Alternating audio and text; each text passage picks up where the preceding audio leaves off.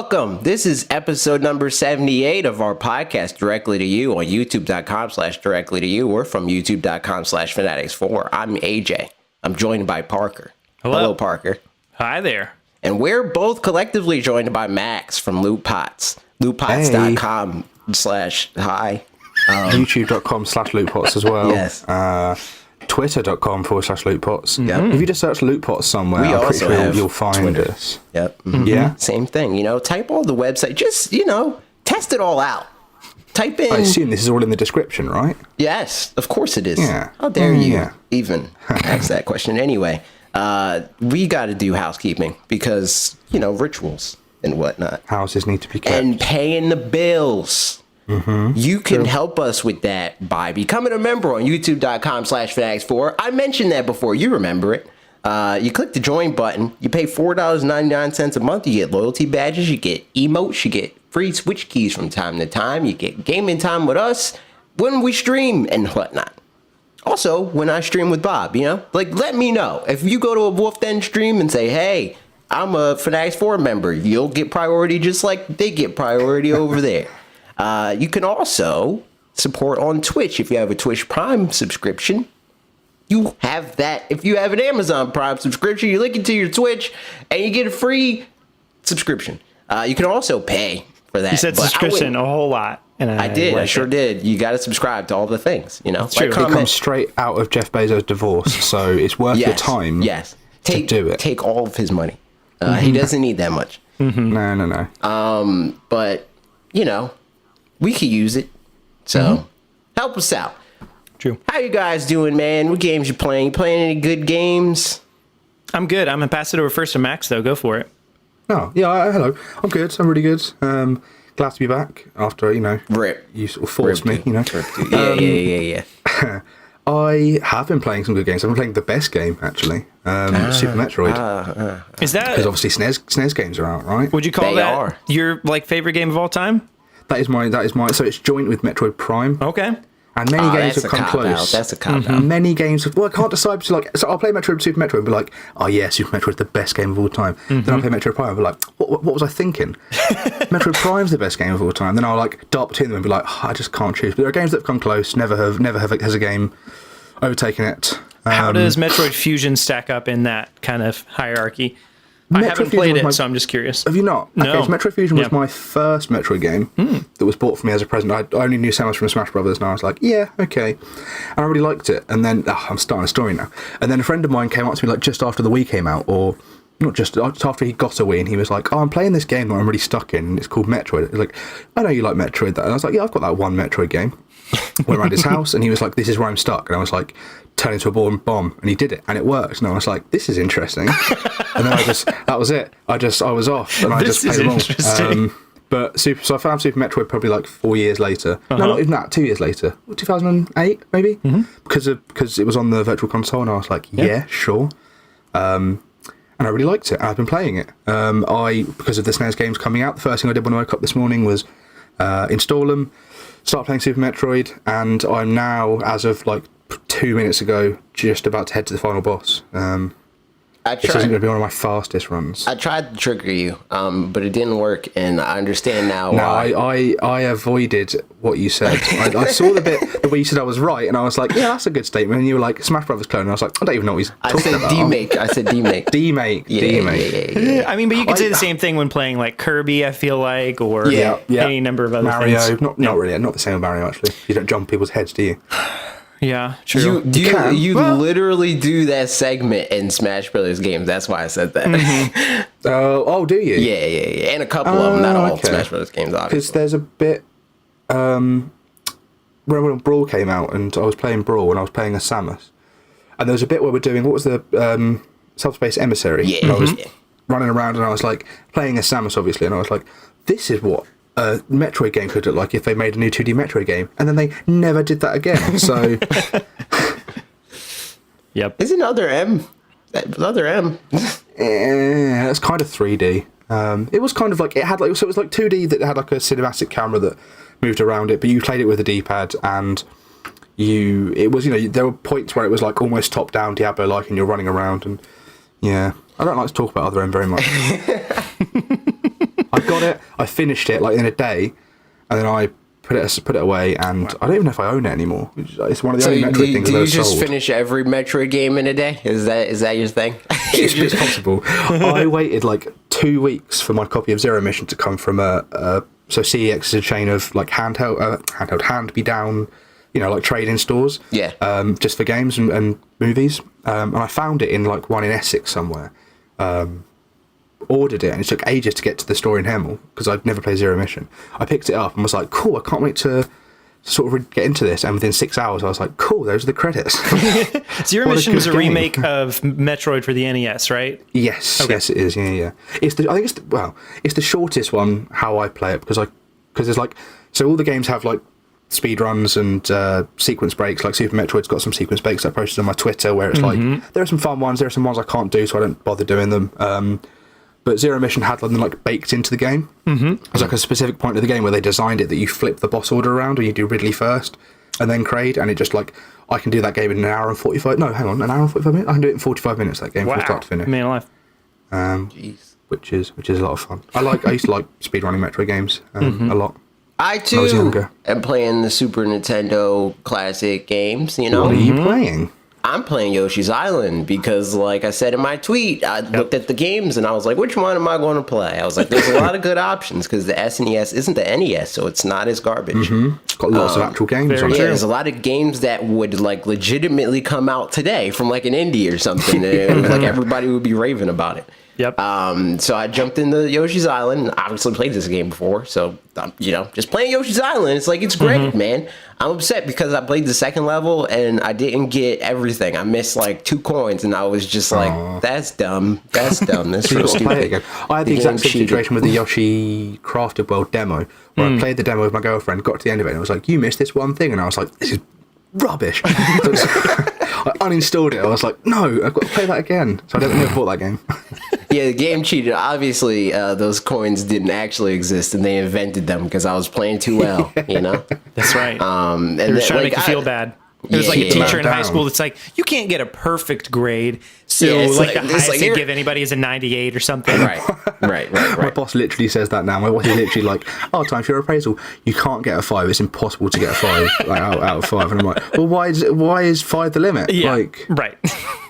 That's apparently. I'm not going to say what I was going to say. Some of my friends that went to school in Switzerland, like the highest grade. I don't know if this was specifically this area of Switzerland. If you lived in Switzerland, let me know if this is the case for you too. But like their 100 was 80%.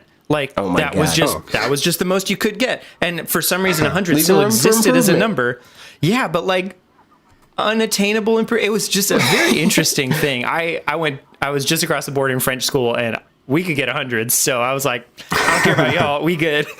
Better education there. Yeah. It's like Breath of the Wild got 10s across the board, and everyone was saying, you can't get 10. No game is perfect. It's like, well, 10 doesn't mean a game's perfect. Right, 10 means you've done the best you could do. Yeah. I don't know. Speaking of games that did the best they can do, I also played Stunt Race FX. Nice. And that game exists. It's fine. It's charming. Is it anything like Andre Seeger says? Oh, never mind. It's definitely not as good as he says it is. But I mean, it exists. And it's neat to be like, oh yeah, it's cool that SNES could do this. Yeah. But it's definitely not a game that I'm not going to sit there and be like, oh yeah, let's play Stunt Race FX instead of Mario Kart. And even Mario Kart, I don't usually opt to. Is it one of the Mode 9 games where everything's sort of like faux 3D? Yeah, I think so. Yeah, use the FX chip, right? Yeah. Mode 7, Mode 9, Mode 7. Which mode is it? Possibly both. I think it's Mode 7. I think it's Mode 7 is the official term. Yeah. I think Star Fox used it and F-Zero used it to great effect. I'll check out Stunt, whatever it is, Stunt FX Racer. I need to play it multiplayer because I feel like that would be more fun. But AJ, it has online multiplayer because all of the SNES games have online multiplayer. I know, that's what I'm saying. And me and Bob plan to play Kirby on the stream, Kirby's Dream Course. Nice. He said, we need to play that. And I was like, all right, cool, I'm down. That seems like a really random one for him to pick for you guys to play, but whatever. I think it's because Game Grumps played it. Bob likes playing meme stuff, you know? You want that gotcha. Game Grumps money. I see. I No, get you. anything that just becomes a meme, he's like, if somebody played it and like funny stuff happened when they play it, it's like, I'm sure funny stuff will happen when we play it. Then again, so that's what we do.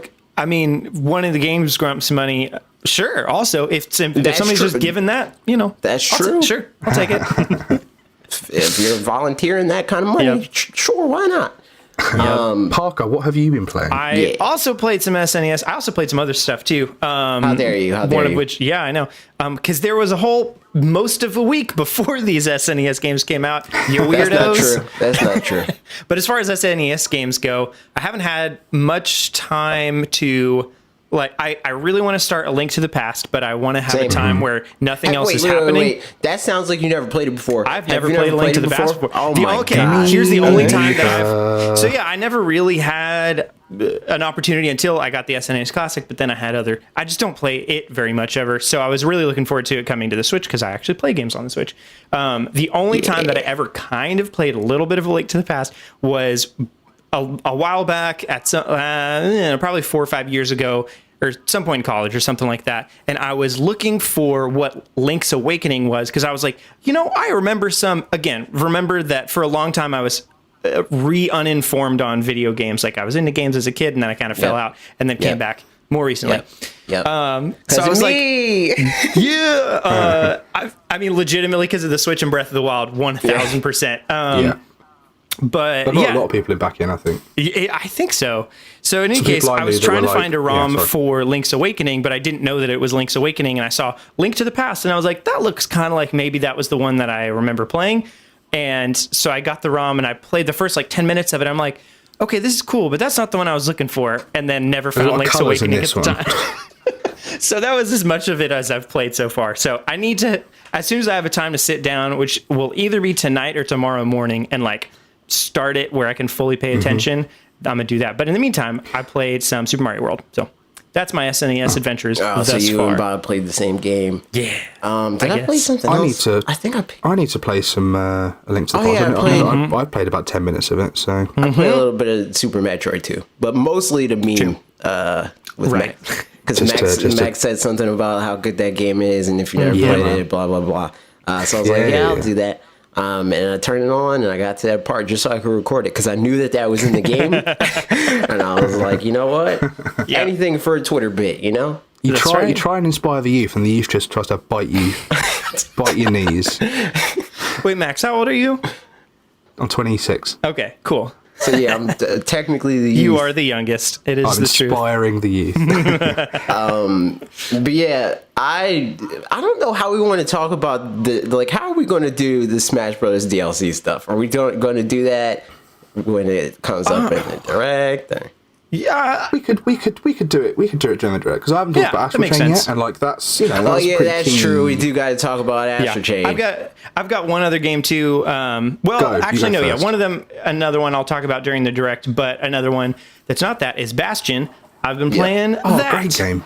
And what a great game. Yeah, I know that Max likes it. So, but yeah, it was on sale for $3 or something. Yeah, I wanted that sale. I know. You didn't get it. Nope, you sure didn't. I should have. I was playing it over my lunch break, and Mitch came over and was watching. He's like, "What's this game?" And I was like, "Oh, it's Bastion. It's pretty cool." And it was on sale for $3. He's like, "Why didn't you tell me about the sale?" And I was like, "I didn't know that you would care, but sorry, I didn't." He's like, "I would have gotten it, but never mind."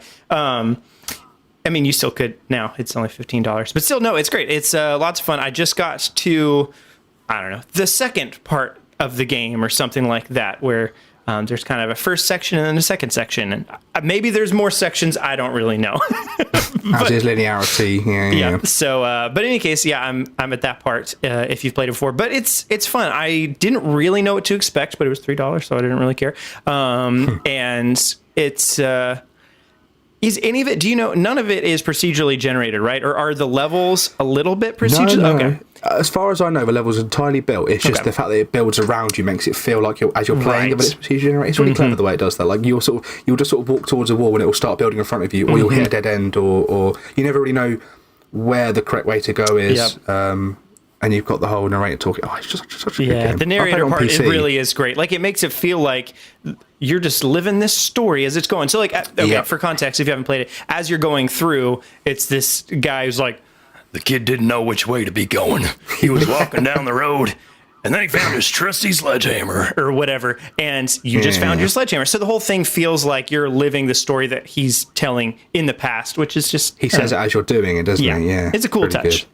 Soundtrack's really good as well. Same guy that did the soundtrack for Transistor, which is also excellent. Can't remember his name off the top of my head. Joey Josephson. Joey Josephson, great composer.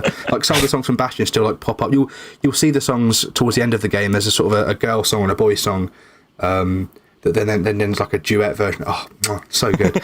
I would like to play it again. Which is why I was a bit upset. You know, I've already bought it a couple of times, so I wasn't going to sort of buy it again at full price on Switch. If the sale comes over here, I'll definitely pick it up again and play it. I really want their Supergiant Games developer. I want their latest game, Hades, to come across, which is more of like a roguelike with a similar sort of isometric action focus. That's an Epic exclusive, right? Or something like that? Yeah, it's on Steam now, I think. Okay. But it's in early access still, so... Gotcha. Hopefully, when the game's completed, we might get the scraps on Switch, like we always do. Thing is, I love scraps. It's where the flavour is, so it's good. Good stuff. So yeah, but that's what I've been playing in any case. As well as some other stuff that we'll talk about when we get to the direct talk. Astro Chain is a game, Great game. That exists. Okay. Initially, I wasn't going to play this game. I mean, I wanted to play this game, but I resigned to not playing it because I mainly wanted to play it because I thought it looked neat, but also because I wanted to like make a video about it. But then I made a Pokemon video and I said, hey, if you guys want more Pokemon videos, I make more Pokemon videos. And people were like, hey, listen to me. We don't often make videos about the same topic consecutively. Like, we always space it out where it's like, all right, I talked about Pokemon, I'm not going to do that for another 3 weeks. At least, or whatever. But this time I was like, I mean, we're going to get like new subs or whatever from this specific video, so why not like give them another dosage of what they subscribe for immediately? So it's more of a trial run than anything, and it's just the easiest game that I could try it out with. Because I could talk about Pokemon every day of the week, every week of my life, if I had to. I'm pretty sure every day of the week in my life, I hear you talk about Pokemon somehow. It just slips like a whisper in my ear, and it'll be AJ like, "Hey, here's Pokemon." Like the time I was watching the latest Bob's latest video, or not his latest one, the one about the games coming out, upcoming Switch games. Yeah. And it was late. It was a late night for me, and I sort of like drifted off, and I sort of because obviously there were noises happening. I sort of woke up and looked over, and AJ was just on the screen talking about Pokemon, and I was like, I'm watching a different video, but actually it was the exact same video, and AJ was just like, "Hey Bob, you doing a video? Let me talk about Pokemon immediately." I mean, again, that's how brands work, you know. Bob liked Mario Maker, so he was in everybody's Mario Maker's videos. True. So that's how you got to do it. You got to let people know. It's like, I'm the Pokemon guy. You want to talk about Pokemon? Here I am. But yeah, so Astro Chain, you know, I played it because my aunt, who is my age, was like, yo, you need to play this game. I have it. Put my account on your Switch. And I'm like, all right, whatever. So I put it on there, and I told everybody, I was like, I don't know if we're going to talk about that on the podcast, because I don't know if I'm going to get that game. But now that I did, I was like, sure, we'll do it next week. So I played the game, and I started it, and I was like, yeah, this is cool, this is neat. The beginning is random, even though, like, I made the video about everything we knew about it coming into it. So I knew that it opened like that, but it is super random that it's like, hey, you know this mechanic that you're not going to use for the foreseeable future? It's the first thing you do. That's really Platinum games, so like, sorry to sort of jump in with your mid flow, but have you played?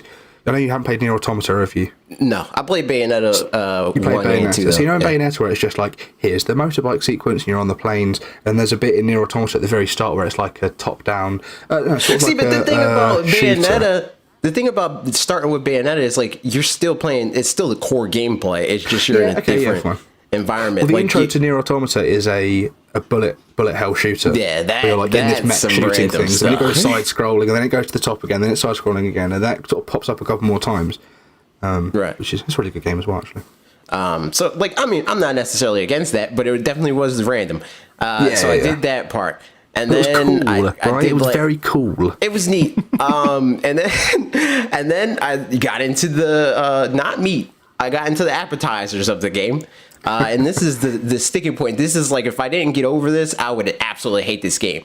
The combat is garbage in the beginning. Like, it's so flat. It's so flat, and it like the pacing for this game sucks because of that. Because it's not even like, this is not a 30-hour long RPG, so it's not expected that I'm going to spend 4 hours not actually playing the game that they intend me to play. Like, when everybody's talking about how great the combat is and how like well this game plays and stuff like that, they're not talking about the first 4 hours of this game because it feels like trash. And that's the part that I have a problem with. But after I got Is it 4 hours long, the intro to that? it's like 2.5 hours or something like that. Okay, well, yeah. A bit less than 4, but yeah. Yeah. And then even after that, it's like you get past that part and then like, hey, you got new abilities. Now you're going to do investigations for the next 45 minutes. Like, you're not even really going to use the combat after you get to like, it sort of teaches you bit by bit, doesn't it? And then the later levels, sort of, you're doing it all at the same time. I heard that in the, like, because me and Bob streamed it, and people were saying that in the chat where it's like, oh, God forbid they like walk you into the game. It's like, no, they're not walking you into the game. They're saying like, oh, we're going to teach you how to chew, but before we teach you how to chew, we're going to teach you how to drink. And it's like that's not the same thing, you know? Like, walking me into the combat would be like, okay, here are the mechanics that you're going to have in the final game, but we're going to like give you scenarios that use that specific things bit by bit, not completely changing how your mechanics work and then later on giving you the full-on thing. The point that came up during when I was watching Bob stream with you on it was when he gets the spoilers, he gets his legion back after it sort of defers, and then he or she, whoever you're playing as, sort of like synergizes with it more, and all of a sudden your dodge that before, like when you hit the dodge button, you sort of like, it's almost like you trip before, like you dodge backwards or you dodge forward like you've tripped. But when you suddenly synergize, you're doing backflips, you're like dodging in and out of things, you're doing slides, and the dodge is sort of doing different things. And like Bob said, like, it's not that, or who was it that was on stream? Was it Grimhane who was on the stream? No, it wasn't Grimhane. It wasn't Grimhane, okay. Well, someone else on the stream saying, oh, they've just added something else to it. And Bob was saying, no, they haven't added something. This is just a completely different mechanic. Yeah. They've just completely changed the dodge as it was to the new one, which makes sense from a story point of view because you've now synergized with your Legion for the first time properly. Right. But from a gameplay perspective, it's like, well, now I'm playing. I don't know if changing the dodge like that makes sense. Because synergizing with your Legion just should mean theoretically that you work in tandem with them better, which would make like the sequences where the flashes appear and you dodge like that would make more sense. But going from like essentially like this trip situation to like flipping, like you're like full on Kim Possible after this upgrade or whatever, like your Legion is not like endowing you with gymnastic abilities, you know?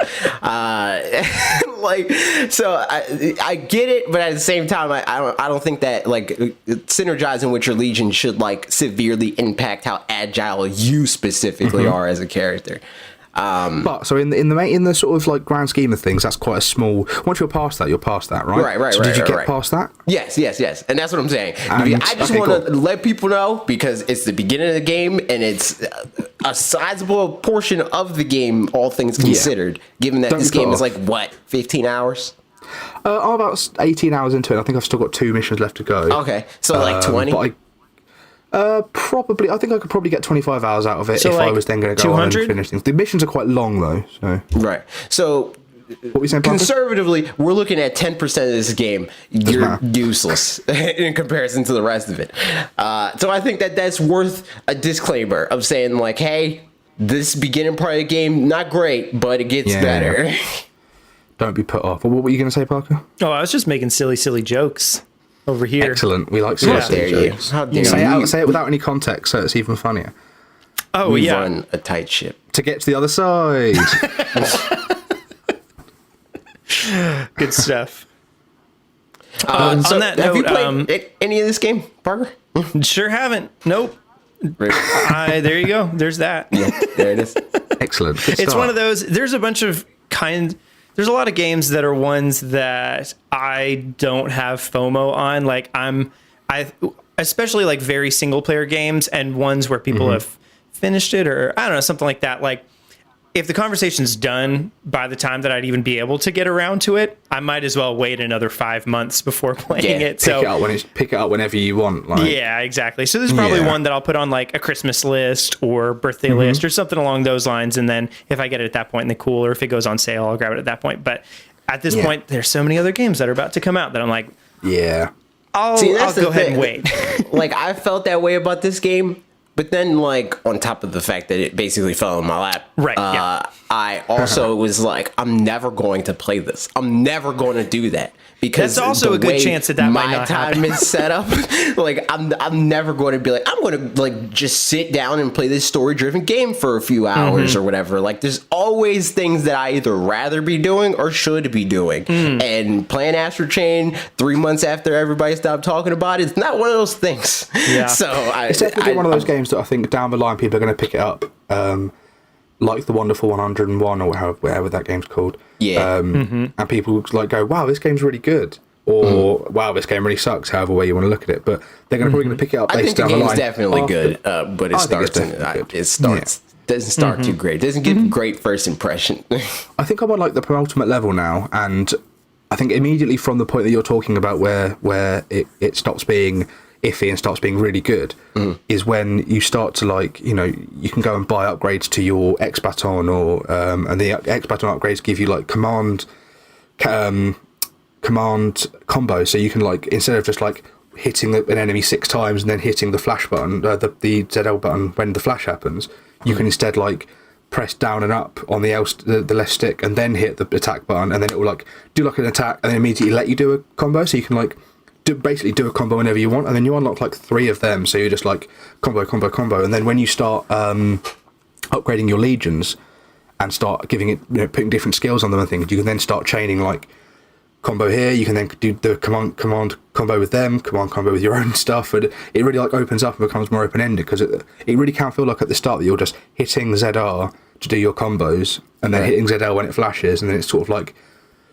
the same. And then when you can start getting more legions and you start coming up against different enemy types that require different scenarios and different legions, it sort of opens up and it becomes more about thinking about things instead of mindlessly button mashing. Yeah, which is what I kind of like about Platinum games, is you probably can just button mash through Bayonetta, you probably can just button mash through Nier, and you probably could just button mash through this, but you're sort of cheating yourself out of a fun experience by just button mashing, where you could really be like, okay, I like the arms legion, this guy has armor, so if I punch through him with that and then swap to my gun and then get my arrow guy out to shoot this guy and blah blah blah blah.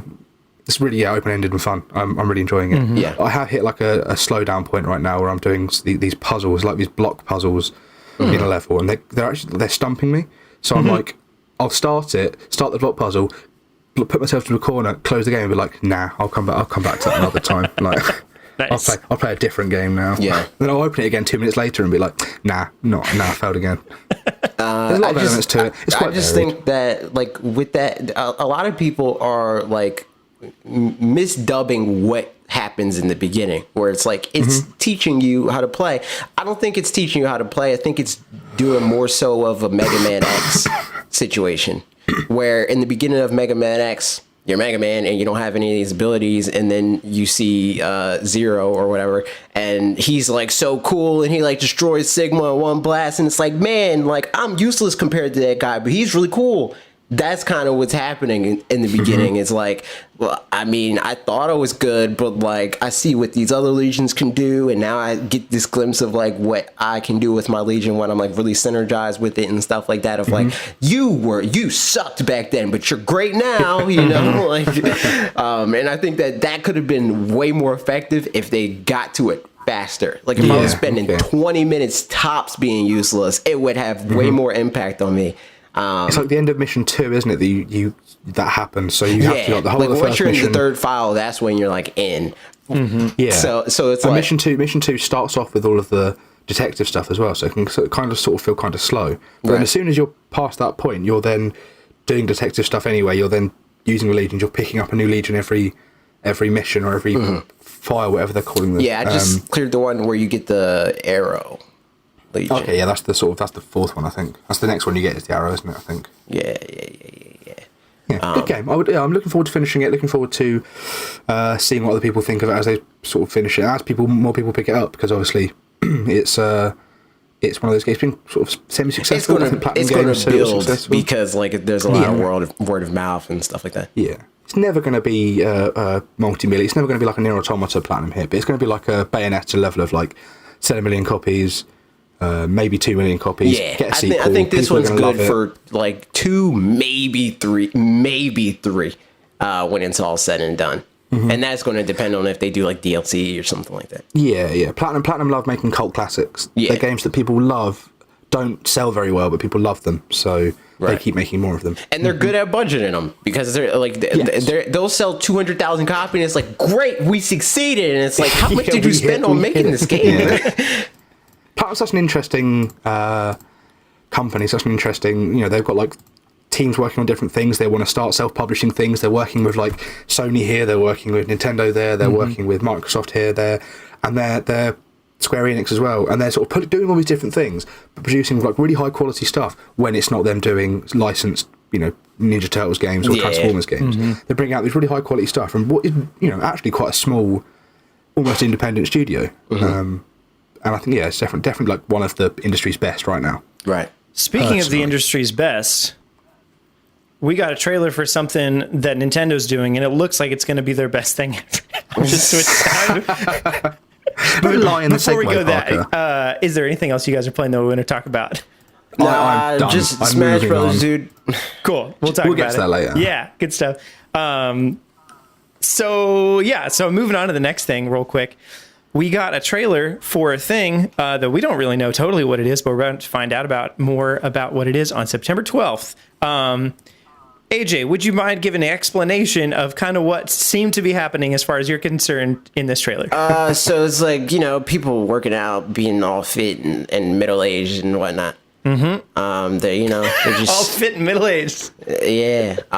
So like, yeah, man, I'm trying to get fit, but like, I don't want to go to a gym. Are you stupid? I have a Nintendo Switch system. In my bag here, man. Let me put it in the dock. Let me grab this black bar thingy, and let me do some poses and whatnot. You know what I'm saying? I do. Max, I can tell you exactly what this is. Yes, do it. Having looked into it and it had been sort of handed to me, the information was handed to my brain. It is a Pilates ring with a joycon in it. It's literally. So when I was looking at it yesterday, I posted on Twitter yesterday that where Wii Fit was all about core and balance, this seemed to be more about like strength training and like. But then someone pointed out to me, no, that exists. That's the thing that exists. It's a Pilates ring, and it's just for doing Pilates and sort of doing the movements with your body with like a resistance to it. So you can pull the ring. You're doing a resistance. You're sort of moving those specific muscles. There's like the pushing one that's doing the muscles, and it's not about like. Building muscle, I guess, like when you lift a heavier weight, it's more about toning and sort of like working out the smaller muscles. That is 100% a Pilates ring. Nothing about Pilates. Yeah, see? And it's just, so you've got the one on the leg and the one on the ring, and the way it's going to work is that as you are doing the exercise, it knows what your leg is doing. Only one of your legs, though, interestingly, and it knows what your arms are doing. It's going to recognise that you've pushed it because the Joy-Con's going to move. It's going to know it's been shaken. Who needs that other leg, though, Yeah, well, exactly. That leg's for standing like a flamingo. The other leg's for exercising. Exactly. Yeah. So we don't know what the software's going to look like yet, but I'd imagine the fact they aren't showing it is because it's going to be quite varied, almost like a Labo style thing, where it's like here's all the actual like tool stuff, where it's like these are the actual exercises. Very similar to Wii Fit. These are all the actual exercises things, and then here's all the games you can play with your friends that make it fun. Right. And it makes exercise fun, and you're passing it around between you, and you're getting your sweat on the little strap, and passing this slippery ring around. So what I'm wondering, do you think this is in the like Wii Fit lineage, like direct, like is it Switch Fit, or that's what I was thinking. So it's a missed opportunity. If this was on Wii, they could have called it Plod Wii's. No, that's awful. They could have did that. Wii Lattes. I think Wii Lattes maybe. I mean, neither one's good. That's just as terrible. But they could have did it. They could have did it. I think this is definitely interesting. It's like the Labo. It's not going to be for core gamers. It's definitely carving out a different market. I mean, it could be for the core of gamers. You never know. Oh my God! All right, We're done with the segment. It's interesting to see them target something else instead of just doing the Wii balance board again, or something similar, to do like taking advantage of the unique thing that the Joy-Cons can do and turning it interesting. We'll see in 6 days what it's going to look like. And I wonder if the reason they're not showing it is because it's the Wii Fit trainer and she's gonna do it. It's interesting how strangely consistent they are with the branding of or not branding, but the marketing of the things that are not for us, specifically. Because they did a similar thing with Labo, where it's like there's a build up to the build up of the announcement, right? But with these, they just drop them. They make this like sort of like more artsy commercial of like, here's this thing that we're going to announce soon. It looks cool, doesn't it? But we're not saying what it is. There you go. Something that generates questions and makes people wonder, and because you can't drop a trailer for that outright and get people excited about it. And you can't put it in a Nintendo Direct because then people are going to be mad about that. Yeah. But you can drop something vague and interesting that's going to make people question things, and then it gets spread because it's like, what is this? Right. Whereas if they just drop like Wii Fit, it'd be like, oh, that's Wii Fit, or Switch Fit, that's Switch Fit. If you drop this, and then in 6 days you drop that, then word of mouth's already generated. It's clever. I think at that point, people react that they're like, people retweet it because it's like an answer to a question, not because it's something they're excited about necessarily, but like, that's what this thing was all along. As opposed to like, seeing it the first time and being like, the few people that would be like, this is really cool and I want that, and then everybody else is like, but what though? It's like, what is this? Because right now we get to do that, the like, what is this, without reacting to an actual brand. So that reaction isn't tied to like any kind of verbiage. It's just tied to a series of images that are from Nintendo. But then when it comes out, like, people just know to be checked out or check in. A show like ours would like, if they just straight up said, this is Switch Fit, we'd be like, Switch Fit exists, cool, next thing. Like, we're not going to sit there and like think about it and talk about it for any like extensive amount of time. But since we don't know what it is exactly, we're like theory crafted in a way. That they've created their own buzz by not giving all the information. Right. Smart. It's definitely something that I'm going to look at and see how it is. It's one of those things that I'm probably not going to buy it, even though I am sort of trying to get into fitness and things like that. It might just turn up in like your mum's cupboard. Like when you go into your friend's house and you like open the cupboard and there's just a Wii balance board at the bottom, and you're like, this is a relic. Everyone had a Wii balance board. Or just get a regular Pilates ring and just kind of glue a Joy-Con to it. And then glue the other one straight onto your leg. Like building your own Labo from cardboard. Just buy a Pilates ring, glue a Joy-Con rail to it. Oh, you could finesse it. You could like download the software. Or just watch YouTube videos of the software. Oh, you're so smart. There it is. There you go. And then in that case, like hobo gaming with Max. Watch YouTube videos of somebody doing the software very well. Like, they're nailing all of it, and you can just do whatever you want. I mean, it's like, playing Guitar Hero, playing the Guitar Hero guitar along with like a music video of Dragon Force or something like that, where you're like, they're hitting all of the notes, and you're just like the whole playing it on easy, where it's still going do do do do do do do do, and you're just going like boom. Boom, like, I'm playing this song. Boom, oh man, boom, I am playing this song. There were a bunch of those on Guitar Hero that were easiest on easy or expert, but anywhere in between, like, especially as a person who plays guitar quite a lot, like, some of the middle difficulties were really weird. Like, if you know how the song goes, out of rhythm. Because they wouldn't specifically pick like, okay, we're not going to do like all the 30-second notes, but we'll just do everything in 16th notes. So like, we'll just cut it up that way. Instead, it'll just like pick kind of random ones and be like, we'll pick these notes, and so you play fewer notes, but it's like a random arrhythmic kind of selection of them, which is. Like, weird. they're the most gamified difficulties of, like, you're just playing a video game with these two difficulties. The other one is, like, you're getting a vague approximation with easy, and expert is, like, a better approximation. Right, exactly. Even that's not one. Exactly, for sure. There was a Guitar Hero song on World Tour. I'm just trying to look up what it's called, so I actually can't remember. And I could play that on expert quite well. And then when it came to, like, I think I was playing with my brother once at a family gathering, and my brother was like, no one wants to see you like fluff about with it on expert. Just like play it on medium so people can people can hear the song.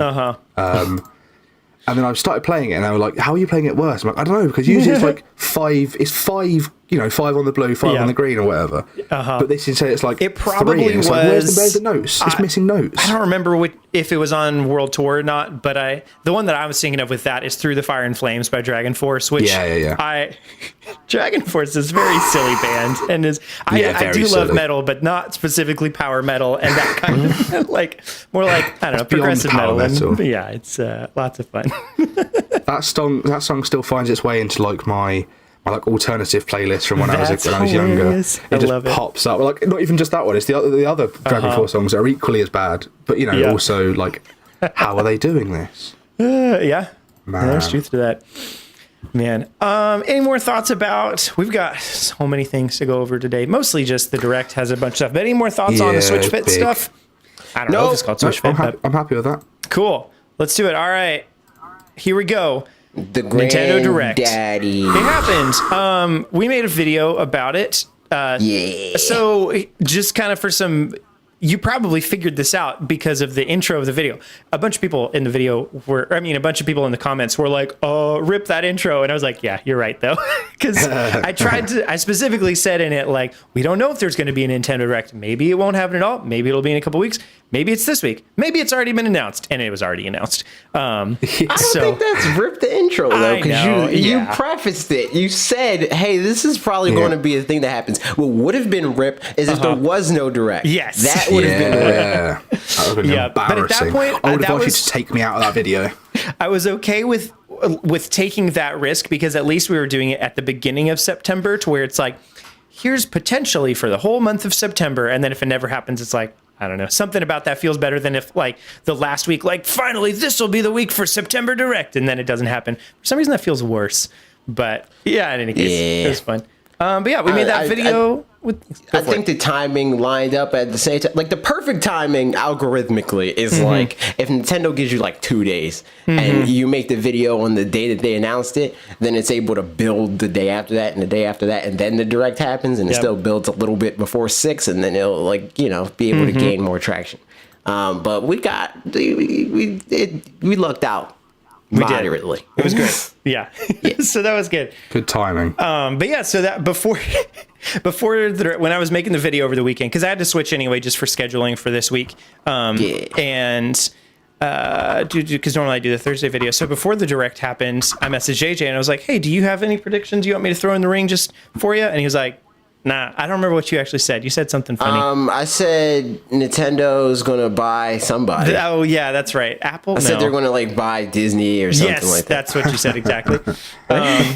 And so I asked AJ and he said that, and it was funny. I was gonna put that in my video somewhere as a screenshot, but I just forgot. And then I was like, "Hey Max, do you have anything you want to throw in?" And he was like, "Yeah, I'll write up a thing." And then you recorded a thing, and then we put that in there, and it was great. I had time. I have a microphone that's apparently rubbish, but I had time.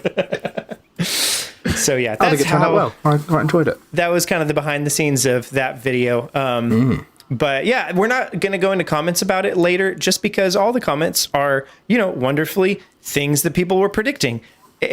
And none of them are very relevant anymore. All wrong. Yeah, pretty much though. We could go through. We could rate the entire video, but we don't have time because we've then got to go over it twice. Yep. We'll go over the Direct once to see if you were right, and again to see where you were wrong. Yep. So I think it's just best that we just talk about the Direct. That's right. It was an exciting one. So yeah. So that was the video. So Direct. Here we go. I put the games in order of announcement, and then we'll just talk about them in that order. So kicking it off, we got Overwatch. Right. Which was impossible, because it would never run. And Blizzard said, too powerful. Blizzard said it wouldn't happen. They said we can't make it happen. Blah blah blah. And everybody knows that developers never lie. They never say lies. I actually did some research when I was doing the LootPots article about this before the Direct, when Kotaku leaked it or confirmed it. And I was looking up what had actually been said in the past, because I remember you have said before, they say it's impossible. But actually, last year or 2 years ago in an AMA on Reddit, Jeff Kaplan, is that his name? The vice president or whoever he is, he actually said Twitch is my favorite console. Right. It's definitely something we're looking into. I'm specifically talking about early days, when the Switch first came out. Oh, okay. They were like, I don't know if it can run. I don't know if it's possible. Blah blah. And then later it would be more and more I don't know, maybe It'd be difficult because like how we update the game and stuff like that. So it's like they've all got very full tummies from eating their own words. It's always been like that because we all know my stance on this situation. But I'm like, I see Overwatch. I'm like, yeah, that game can run on Switch. It's not going to run exactly the same. But it can run. It's possible. Like Overwatch isn't it runs on like toaster PCs. Right. It's not the most demanding game. It scales really well. A friend of mine got a work laptop and he was like, can it run Overwatch? Yes, it could. It's so there's compromises. It runs at 30 frames per second. It's 720. Yeah, 900p. No, in handheld. 900p dock, 720 in hand. So really, it sounds like handheld. Sort of, it's taking the most out of the Switch, but in docked, it's taking a bit of a hit. And I can see why they've not done things like crossplay, because otherwise the other consoles are going to have an advantage. Actually, is the game crossplay across other consoles? Anyway, no. Then I take that back. Blizzard just this is early days because like a lot of times with games like this, they'll launch it in this state and then after the fact they'll do like a performance mode where it's like you want like better graphics or you want better frame rate. Because they want to show it off in the trailers and all that stuff looking as good as it can, because that's the only thing you can't get like by just looking at trailers. Unless frame rate's really bad, you can't see that stuff super well. You can just more feel it, I guess, when you're playing it, which I don't know if I can, to be perfectly honest. But people say they can. It really depends on how familiar you are with the game, generally. That's true. Because then it's like, oh, this feels slower. But looking at it is like, it's Overwatch. It's being ported in partnership with Iron Galaxy. That's right. Not fully, because Blizzard's working on it. But what else have Iron Galaxy They did Skyrim and some other stuff. I don't remember what else they did, though. I just remember Skyrim. They did one other thing, I think, that is notable. But strange that Bethesda have worked with Panic Button a lot, but not for the Skyrim port. Yeah, I mean, I think it's a proximity thing. Because, like, I mean, Panic Button's not huge. Diablo so for 3, them to be like, two games at once. Oh, yeah, that makes a lot of sense. Cool. That's it. Yeah. I mean, I think it makes sense. I going back to their like original comments and stuff like that. Like, I feel like when platforms launch, the better response is we haven't decided whether we're going to bring it to this platform. Like, just don't like try to make excuses for it. Just be like, yeah, we don't know. Like, because it really depends on a lot of factors. Obviously the capability of it, whether it's possible or not, is obviously a huge factor. But then also like the performance of the console. Like, if the Switch didn't do well at all, then of course they wouldn't want to put it on there. So like, I think the wording is just kind of like, and this is just from like us being like internet people that people tweet opinions at because we post our opinions on the internet, right? It's just damaging to that when they're like, oh, this game like is impossible to run, because that's not true. It's just not financially viable for every game to run, because then they would have to like fundamentally change it in a lot of different ways. And it's like, is it worth the financial burden that would cause? Would we make that money back plus more? More so than like, is this a thing that is capable? It's not trying to fit an elephant through your front door. It's saying like, can I build the house around the elephant? Yeah. It's you guys always have the best analogies. I don't know how you do it. Like every week, Parker throws something out I've never heard. It's brilliant. It's this like similar to the situation with The Witcher, for example, where they've put so much money and time into getting it to work that it's definitely going to be worth it, purely because of the spectacle of The Witcher 3 is running on Switch. But actually, if you compare it to like other games on the console, it's not going to look as great, but purely because of the source material, because it is this huge, gorgeous game that was like a massive file size and it's taken loads of work to do it. Not every company can afford to do that. Not every company thinks it's worth it to do that. And not every company has the a game like The Witcher 3 that is so beloved and that everyone knows is a great game. People are willing to look past certain things to play that game. Like, if you put like another game that isn't as beloved, give me an example. Can't think of any. But like, if they put a game that wasn't The Witcher 3 on the Switch and it looked like The Witcher 3, people would be like, oh, this is trash. I can't believe they're putting this on Switch. It looks like this. But because it's The Witcher 3 and everyone loves it and everyone knows what that game looks like on other consoles and how it looks on the Switch, they're like, yeah, fine, The Witcher 3's on Switch. That's fine. Yep. Yes. Are you guys going to pick it up on October 15th? Planning on it. No. We'll probably end up streaming it. The crew, the guys. I don't know. I think we've been throwing around names. We don't have a solid one. I think Bob wants the crew to be called the Cute Boys or something like that. But I forgot what it is, so I'm not going to, Wait, what day of the week do you stream? We don't. It's random. I was gonna say, like, we send a DM and say, "Yo, we doing Minecraft this week, my guys," and then everybody's like, people stream. That's it. If you consistently do it on, I don't know why this came to mind, but I saw an ad for Ruby Tuesday today. If you consistently do it on Tuesday and you want to be the Cute Boys, it can be Cutie Tuesdays. Yo, there you go. Yo, That's last week we did it on Tuesday. It was Cutie Tuesday. It was Cutie Tuesday. Yeah, Max Tuesday. is right. It was Tuesday. So yeah, I think the games that we talked about playing, we're probably going to play Overwatch. Mm-hmm. We're definitely going to play Pokemon for the raid battles, and right. potentially, I think Bob floated the idea of Roblox because he wants to do the meme games. What about, do you think you will play Luigi's Mansion 3, which is the next game on our list, but also Bob doesn't think that's going to be online, so I don't think it's going to be online. Bob said it. I think they talk too much about. They already cold said games. straight up that multiplayer is going to be online. They didn't specify this mode because they didn't announce it yet. But the first multiplayer mode that they talked about, the tower mode or whatever. Oh yeah. They said that was going to be online multiplayer. Yep. Okay, cool. Well, yeah, this one looks like it's purely like 8 players, all with Joy-Con each, which is actually quite impressive that everyone gets a half Joy-Con. There's 8 players going. Yeah, I think the new multiplayer mode doesn't look as good as like the main game, which I'm all for party games, but like it's rare that I now get 8 people together to play these party games when we could be playing like Smash Brothers or we could be playing Mario Kart, stuff that we have had time at on our own.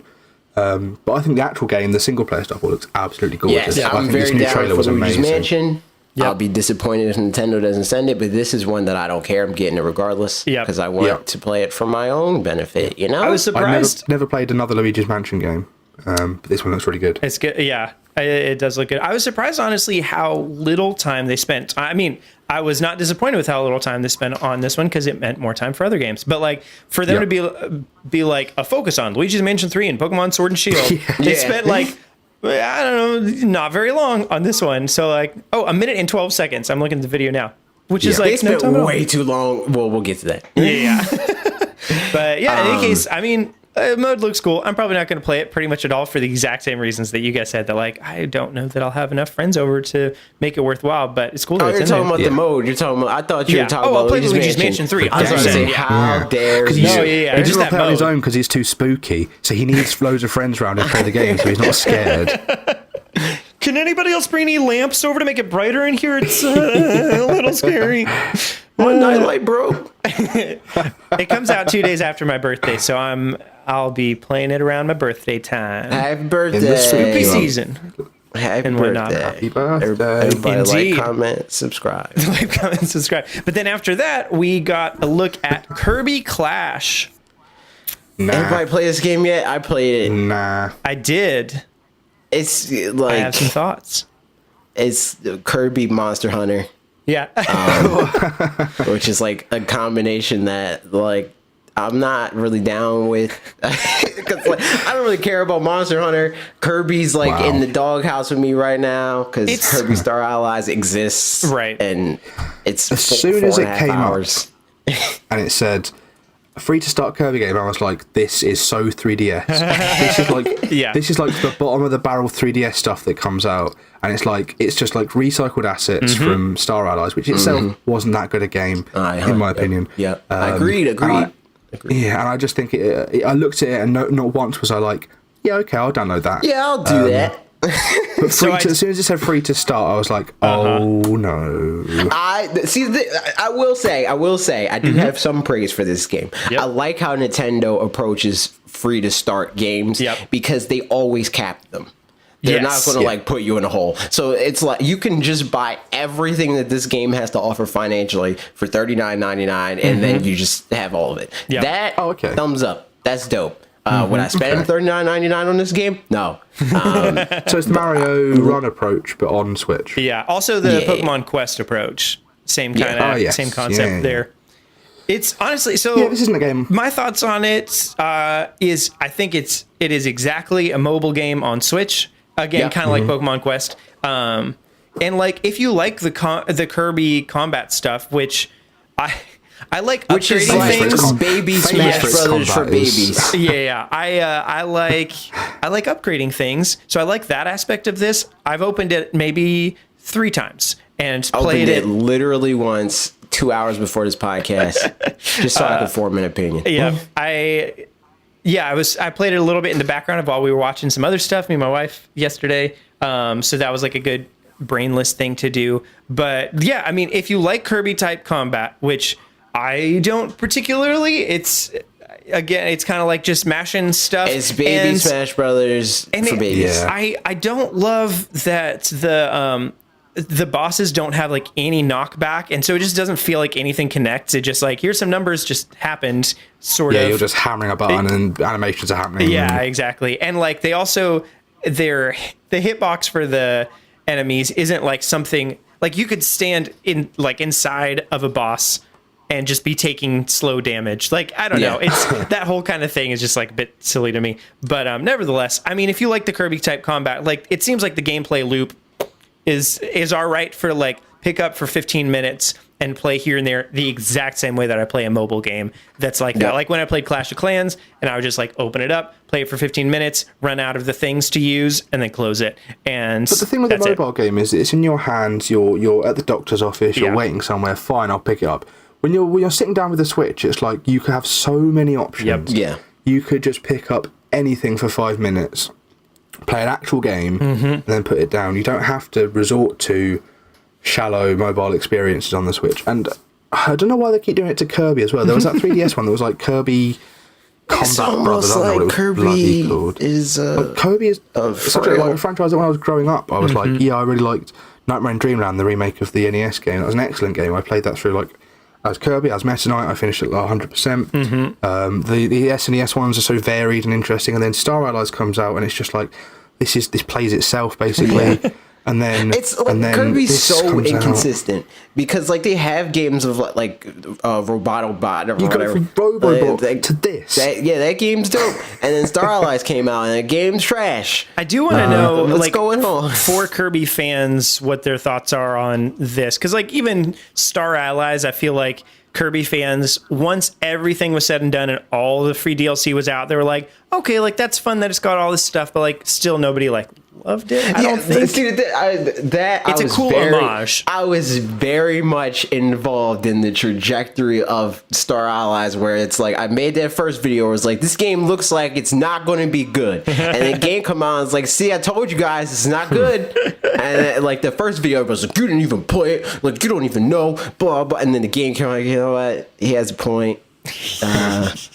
Yeah. It's like, and then they started doing like the DLC and stuff like that. And the DLC is like, I don't know. It doesn't really redeem the game in my mind. It doesn't really add better to the game in terms of like, I don't know. There's some DLC that there's a whole lot of different kinds of options. It's just like all it does, it gives you stuff of like, you know, that character, he's in the game now. It's more, the game still is frail, but like a new character's in it. It's more variety of what you are already doing.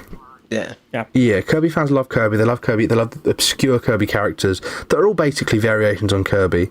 Right. Like there's Marks and there's Waddle Dee, and they're all basically the same as Kirby. Meta Knight's the same as Kirby. Right. And people that love Kirby, and that's that. It's very hard for a game to come out that actual, you know, real Kirby fans will go, this isn't very good, because really they just like it's just Kirby. playing as Kirby's Kirby. there. Kirby's in the game, so it's great. Whereas when a good Kirby game comes out, like Robobot and like sort of the older ones, people that aren't Kirby fans take notice. People that aren't Kirby fans play it, and the Kirby fans love it because they love it as Kirby, and then other people take notice, and you go, that's a good game. Right. But then, Kirby fans are like Sonic fans. That's what I'm saying. Like, imagine if they made like a good Kirby game, you know, like a Mario Odyssey Kirby, you know, like a big deal, like whoa, like oh my god, like this is crazy. Everybody needs to play Game of the Year. Yep. Imagine Kirby being attached to a Game of the Year caliber game. Yep.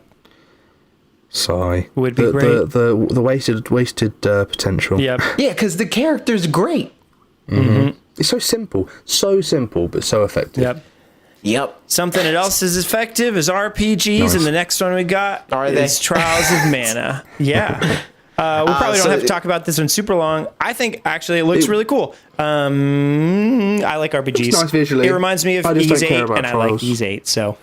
I never played Ys 8 either. I played that, and but again, a lot of that experience was not only painted by the fact that I'm meh on a lot of RPGs, but also by the fact that I played it 2 months before it came out, so it was like falling apart. Oh no! Before my very eyes. Yep. So that wasn't too great. But as far as this game, like, looks anime AF. I think it's cool that it's 3 players.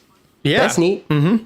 I don't know, it was multiplayer. Okay, that's interesting. Yeah, 3 players specifically seems like a weird number. That's the theme. That's the theme this year is 3 player. Yeah. That people would have realised that 3 players is the perfect number. Yeah. Well, man. I guess. There's 3 players right here on this here podcast. So that's true. I'm not playing Trials of Mana. Don't ask. But yeah, it's I'm curious because I haven't played any of the second Densetsu games, so I'm curious how this compares exactly in terms of scale and whatever to the original.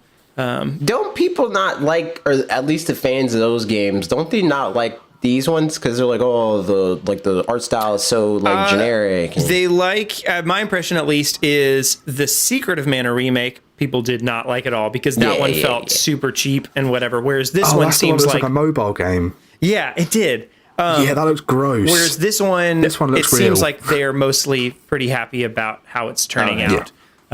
From what I'm noticing in any case, because it looks more, like Ys 8 or something like that, like a, more anime type game, less like a kids anime, I guess. Like the new Harvest Moon games. Yes, exactly. Yep. But yeah, so there's that game. I'm excited about it. I'll see if I can play it when it comes around, and let you guys know how it is. I'll hit up Square because they emailed me. It was like, hey, this game exists. Do it. I'll hit them up. Pretty much AJ. April 24th, 2020. It's a long time away. Okay. Oh wow. Okay. If there's ever any RPGs, AJ, that somebody's like, oh, you want to play this game? And you're like, I don't know. I will play that game. Okay, cool. Pretty much. Next up, though, Return of the Obra Dinn. I heard a lot about this game from people like, yo, this game's great, this best game. Never saw it in my life until this direct. Didn't know what it looked like. It looks really good at art style. Yeah, I like the art style. 1-bit 3D, very clever. Yeah. I'm not sure what it is though. Like, what kind of game this is a game that I requested when I did like a list of like, this is what I want to see in indie direct, and this was in that list. So when it came up, I was like, cool. Like 2 months late, but we'll have a look. That's good. So this game is basically like the something Edith Finch, something Carter, blah blah blah. This sort of walking simulator kind of thing, but this one is more about it's got like mystery and intrigue. It's like an adventure game. I think as far as I can tell, you go to this ship that has returned, hence the title. The ship's called the Obra Dinn as well. That's helpful. Everyone's dead, and then you go on and you travel back in time and see how they die. I think you have to like sort of work it out. You have to work out how they died, and you go through the whole ship and you learn the story, and it's more about the story and it's more about the interesting art style than it is about gameplay, which a lot of these sort of walking simulators, I say walking simulator, but that's sort of like a negative term, but a lot of them are like an experience, a story, and it's more about telling you a story through video games as a medium more than being a video game. This looks really interesting. It's definitely one I'm going to try and pick up. I don't know. It's a good question. I have no idea. I'd get $20 maybe. I don't know. Probably no more than 25, I would think. But we'll find out. It's not available for pre-order yet, is it? If it's no more than 30, cool. But more than 30, I don't know about that. Yeah, I doubt it. I'm checking it out.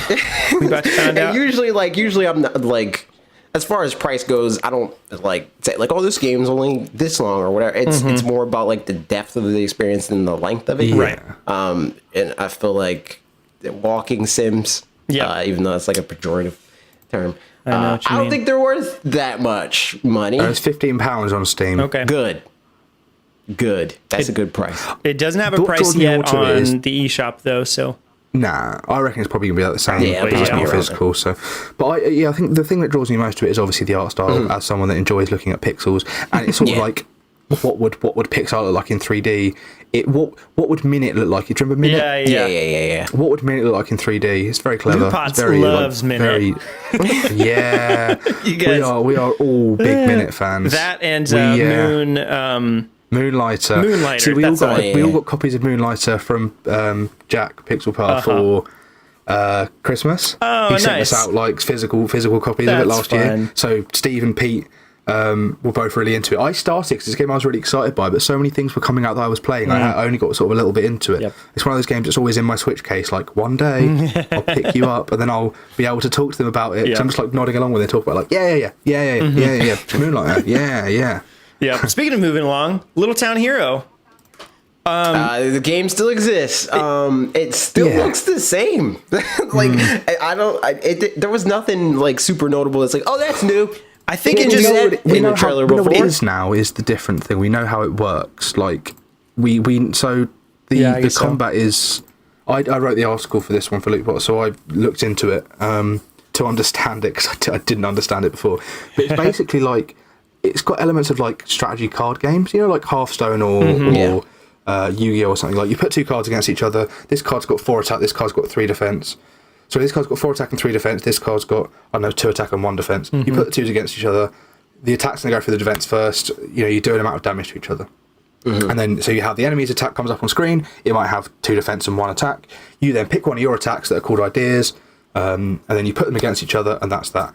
But in the meantime, whilst you're doing that, you can also, the map is like segmented, and there's like paths you can follow, kind of like the Super Mario overworld, and you sort of move from point to point, and at different points there are different townspeople from the town, who you might like walk over to a guy and he'll be like, aha, here's a big attack, or you know, that like knocks out all of their attacks as opposed to just doing one at a time like your attacks do.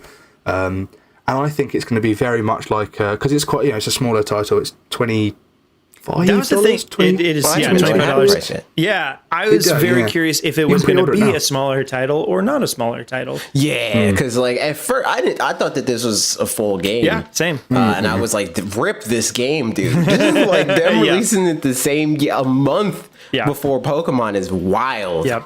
From the looks of it, it's going to be very much you do your combat, you spend a little bit of time in the town, probably like equipping new ideas, maybe even learning new ideas. I don't know how it works, and then you maybe talk to the village, the townspeople, and get them onto onto the thing. And then you fight monsters. It looks like an interesting game. It looks like it's good to see Game Freak trying something new because it doesn't look like anything that already exists. Right. It looks like little mishmashy bits from different games. I think it's quite an interesting one. I'm going to wait for reviews. It looks like a unique small adventure that I might try. But as someone that's not a huge fan of turn-based combat, I am a fan of strategy combat, so it could go either way, really. Yeah, I mean, this could I'm- fall more in the camp of closer to SteamWorld Quest and less like, I don't know, something like that. Just if Yeah. it's more card-based kind of a thing. Yeah. I don't know. I'm literally only interested in this game because it's Game Yeah. Freak. And I want to see if there's anything that they do good in this game that they could maybe apply to Pokemon. But Here we go. Time for a video. right. of course, What obviously, Pokemon it's could almost learn like from it's Little almost Town like Hero? this whole freaking channel is about making videos. Specifically about how to make Pokemon better. That's what it Yes. all comes back to. Obviously, Is for Game Freak to listen up. Yeah. I'm interested in this game. I think even if it weren't Game Freak, I would be, but especially the fact that it is. I do wonder if this game was a test engine at first for like kind of moving into, you know, full 3D kind of Yeah. stuff, and that they use this as something to do that. And then they're like, you know what, let's just make this into a whole game. And then Yeah, and they Sure split off into the much larger Little Town Hero team than the teeny tiny Pokemon team, as the internet would have you believe. yeah, exactly. But yeah, that was Little Town Hero. Again, that's one. If I have time, I would love to play that one. If we get it for free, I will definitely play it. We will see what You can happens. pre-order it now, I think. So Aha! if you Brilliant. want to preload it. Yep. yeah, but that's not the smartest thing for us.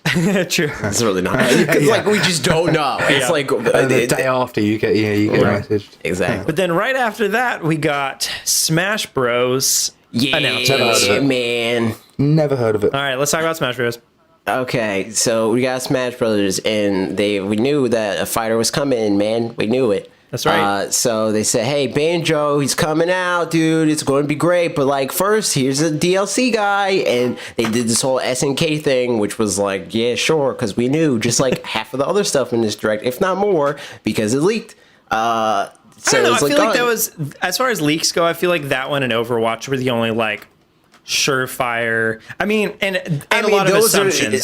I would say that those two games specifically Yep. were the highlights of this direct. I mean, yeah. And Xenoblade, we knew Monolith was coming. Overwatch and SNK and Smash. Yes. They're your highlights. Not my highlights, just the biggest deals generally. Oh.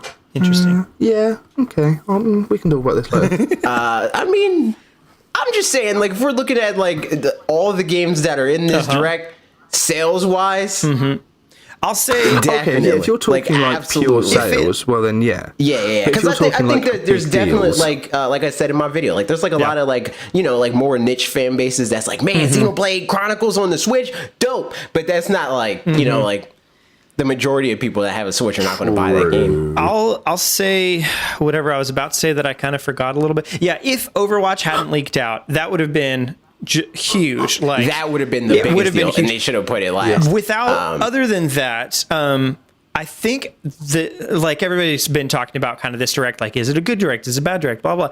I think it has a lot of, and we can talk about this a little bit more when we're done with everything. I want to talk about. I want to talk about that. But we'll get into that. But in any case, Yeah. this is definitely one of the bigger things. And apparently in South America, especially, Terry Bogard and Fatal Fury and SNK and stuff is like super big there. In the same way that Banjo's huge in the West and Joker and Hero are huge, especially in Japan and stuff. Apparently this was a really big deal in South America, which Yeah, I learned this. I wouldn't know. So on the podcast, LootPots.com, has we have a podcast. I listened to the latest one featuring. Hey, when are we going to be on your podcast? Oh, I have. When is Max going to be on his podcast? That's what I want to know. Yeah, True.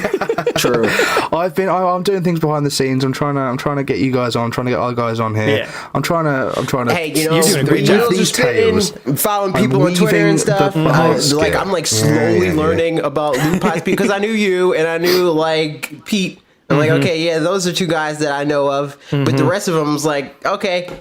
You're a guy. You're a LootPots dude. All right, DJ, I'll you got follow you. My Mark, wife you got loves Terrence, Steve, you got by the Mike, way. Like Steve.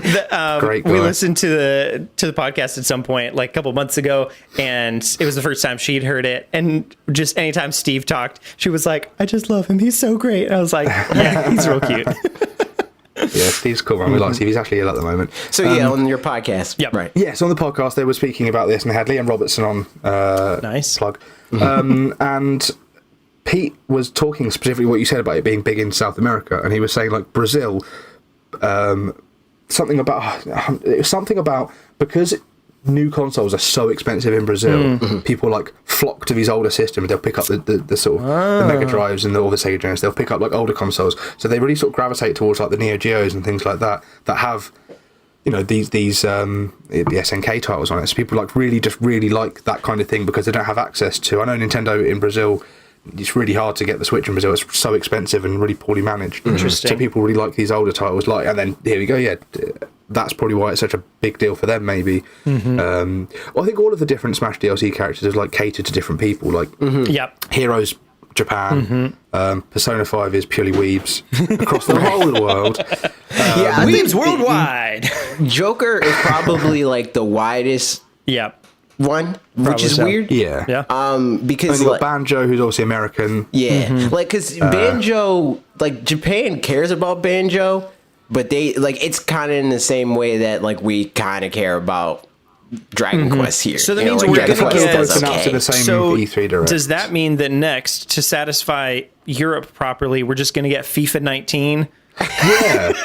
We're either going to get Ronaldo, or we're going to get Crash I was Bandicoot. about to say, The only it's gonna be two Crash. things- Yeah. The only two things that Europe buys are Crash Bandicoot and FIFA. You're not wrong. That's well Crash known. Bandicoot is garbage. Crash. All right, let's talk about these characters. Terry, first thoughts on Terry. I mean, I thought the announcement trailer I was don't great. care even a little bit about Terry. Yeah, same. But for me, it's like I got Banjo. Yeah. Like that was the one character that like I specifically named, or one of the many characters that I specifically named. I was like, that'd be cool. That'd be a cool character. Yeah. And I got him, and that's all I want. There you go. Or that's all I need. Yeah. Like the only thing that would get me hype at this point is if they did another Pokemon character. And that's it. Other than that, I'm like, cool, man. More fighters to learn and fight against and stuff like that. That's great. Which is really all I'm in it for at this point as far as DLC goes. But and a surprise announcement to some, a foregone conclusion because to others, Same. we're getting more DLC fighters.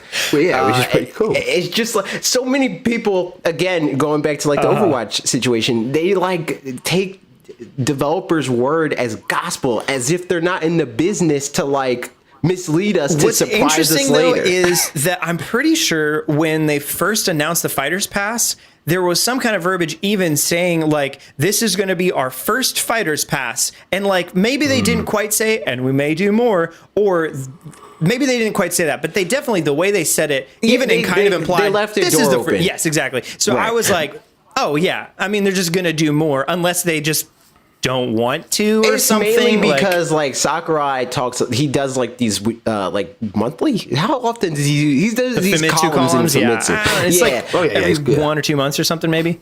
So whenever he does those, he like voices whatever concern he has at the moment. And on one of those or several, he's like, I don't really like DLC, and like it takes so long and it's so hard to do DLC. So like, I don't want to do that. We're probably not going to do it next time. And lo and behold, we did it next time. Yep. He's like, like we're doing DLC, but like we might, like this is going to be it after that. Like we're done. And it's like, yeah, but like you say that and you may want that to be the case, but Smash Brothers sold 15 million copies in like 3 months. So I don't know if Nintendo agrees with you on that. Do you remember when the game was first announced at E3 2018? First, like formally, like announced as Smash Ultimate, when he said, "There's not going to be many new characters this time. We're going to be bringing back all the old ones." And now we've had like we're going to end up like doubling the roster probably at this point with new characters. That would be wild. Which is I don't cool, know if we're 'cause I like new doubling it, characters. but I think it's going to net out to be the most newcomers of any Smash Brothers game. But there's no way. Like I think Max will tops. I realized that immediately.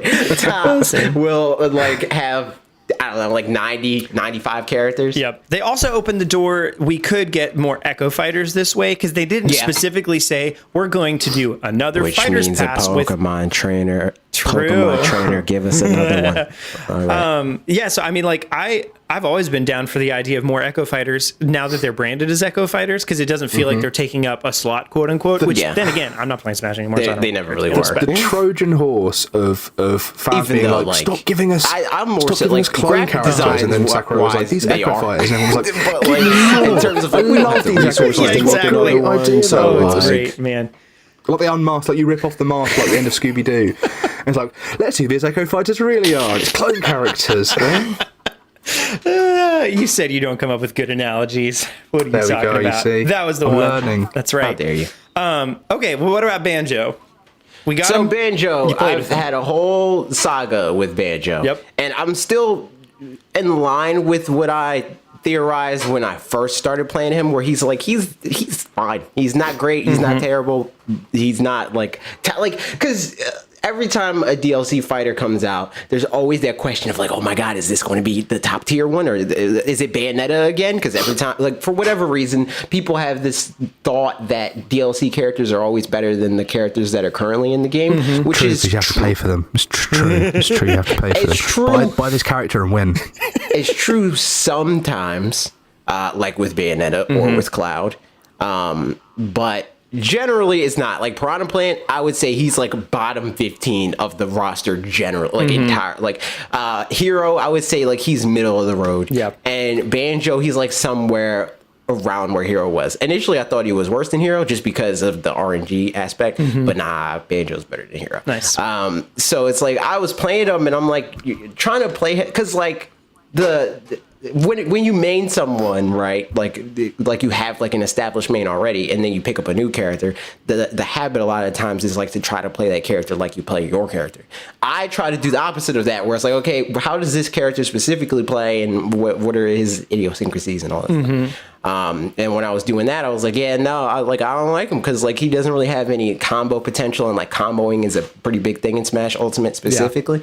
So I was like, I don't know if I like him. But then I was like, oh wait, he basically has Flare Blitz, so I'm just going to play him like Charizard. And it's like, oh, I like him way more now. Nice. He's just like, in a way, like a better Charizard. So I like him. I still don't think he's like top tier or anything. I still think he's like middle of the road. But he's fun to play. Yeah, well, that's good. I think newcomers often just get the benefit of people not knowing how to counter them because they haven't really played them very much. Right. So that's a They thing. get banned from like friendly tournaments all the time. But we've got a tournament next week at a friend's house where he's like, nobody's allowed to play Hero. And I'm like, Hero's been out for like weeks now. It's like, nah, Hero is banned. Like, okay, fine. Yeah. That's the thing that's crazy because like usually with DLC they also do like balance patches, and they didn't do nearly anything because I was like, don't nerf Pokemon Trainer, don't do it. Because last time they kind of did. They were like, all right, we'll buff First they were like, we're nerfing Ivysaur, and I'm like, Sakurai? It's like, all right, but we'll buff Charizard. All right. I was like, okay, cool. All right, if you're buffing Charizard, you can nerf Ivysaur. It's only fair. But this time, they didn't even touch Pokemon Trainer. So I was like, okay, this patch is A-okay with me. They kind of buffed and nerfed Hero, which was weird. Interesting. I was like, why even touch him? Yep. I mean, if you're going to touch, like, nerf him, but like it's RNG specifically, because like I said, he's not great. He's just he has the chance of being dumb. But yeah, so I'm playing him and like putting Banjo in tournaments and whatnot, and I won a lot of tournaments with Banjo. Nice. It's wild. I'm curious to see how all that progresses and what the other fighters end up being. I think we got some questions about that even later too. Yeah. But yeah, any more Smash Bros thoughts? I don't want to cut that one off because I know it matters. No, that's it. Banjo's fine. You know, he exists. I'll probably play him like as a secondary until I find him, like figure him out more and find that he sucks more than I think he does. Yeah. Oh wait, Sans was in. Oh yeah, that's right. Yeah, that Sans happened. custom, And that's really cool. And Megalovania, that's quite nice. It's like the second indie rep after Shovel Knight, and I think it's definitely like if you could think of another indie game that would be in Smash, it would be Undertale because Japan loves it, and I think. Didn't Sakurai say that Toby Fox has like been to his house and like played Smash because with he him? did like music for the game. He's doing music for like he did music for Little Town Hero. Town. Sorry, we didn't cover that. Yeah, he did the music for that alongside. I think he had one of the Pokemon Black and White composer. Like he sort of did his composing and then it handed it over to him to finish it off, which is really cool. But you know, he went from making Earthbound fan games to making a game himself, and then now he's doing very cool, very nice story. It is indeed. I wonder if Nintendo's going to scoop him up. That's a good question.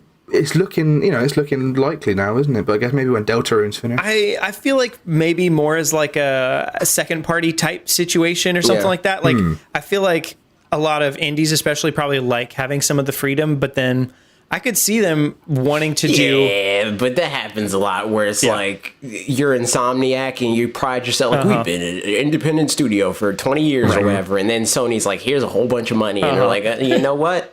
I guess I'm more thinking of like that one guy that made Downwell and then went to Nintendo and then was like, never mind. That's Pretty true. quickly, Right. So Nintendo clearly likes Toby Fox. Yeah. They put Undertale in a direct. They shadow dropped their first episode of Deltarune with that in a direct as well. They've obviously put him doing all this stuff with him. They obviously like him, and I think it's very cool that maybe there's a relationship that could be built on, which also pans out for like the situation, Cadence of Hyrule situation, where Toby Fox takes Earthbound because he's friends with Nintendo now. That would be super cool. He's like the poster child for like how to do fan games the right way. Yeah, right. Yeah. You know, like Undertale is a Make an Earthbound homage. fan game the right way, and it's not the type of thing that Nintendo's like, what? Yeah, we're shutting this down immediately. Shut this down. Yeah. Yep. But Nintendo is shutting down Link's Awakening. They announced next that it's not going to... No, just kidding. It's canceled. We went through... Okay, so here's a quick It's too similar whatever. to the I'll talk Link's about it when we Awakening get to the Game end. Boy. We're not going to get into it much. They talked about Link's Awakening, showed off some stuff of that. Cool. Link's Awakening, dope. Looking forward to this game. Right. At this point, we do have some that we can go through a little bit faster than all the other ones we've had so far. But Dragon Quest XI's, same situation. They talked about it. It Like, exists. we're never going to hear that theme song again in the direct. I don't know why they talked about this game again. And I was like, when we were watching this, I think it was Dan. Dan was like, "Why? Like, why are we seeing this game again?" And I was like, "You know, this game comes out after Link's Awakening. Like, nobody took issue with the fact that Link's Awakening got shown. Right, exactly. But Dragon Quest is coming out after that, and I guess it is because the game's already out. But it's on PlayStation, and PlayStation doesn't exist in Nintendo Directs.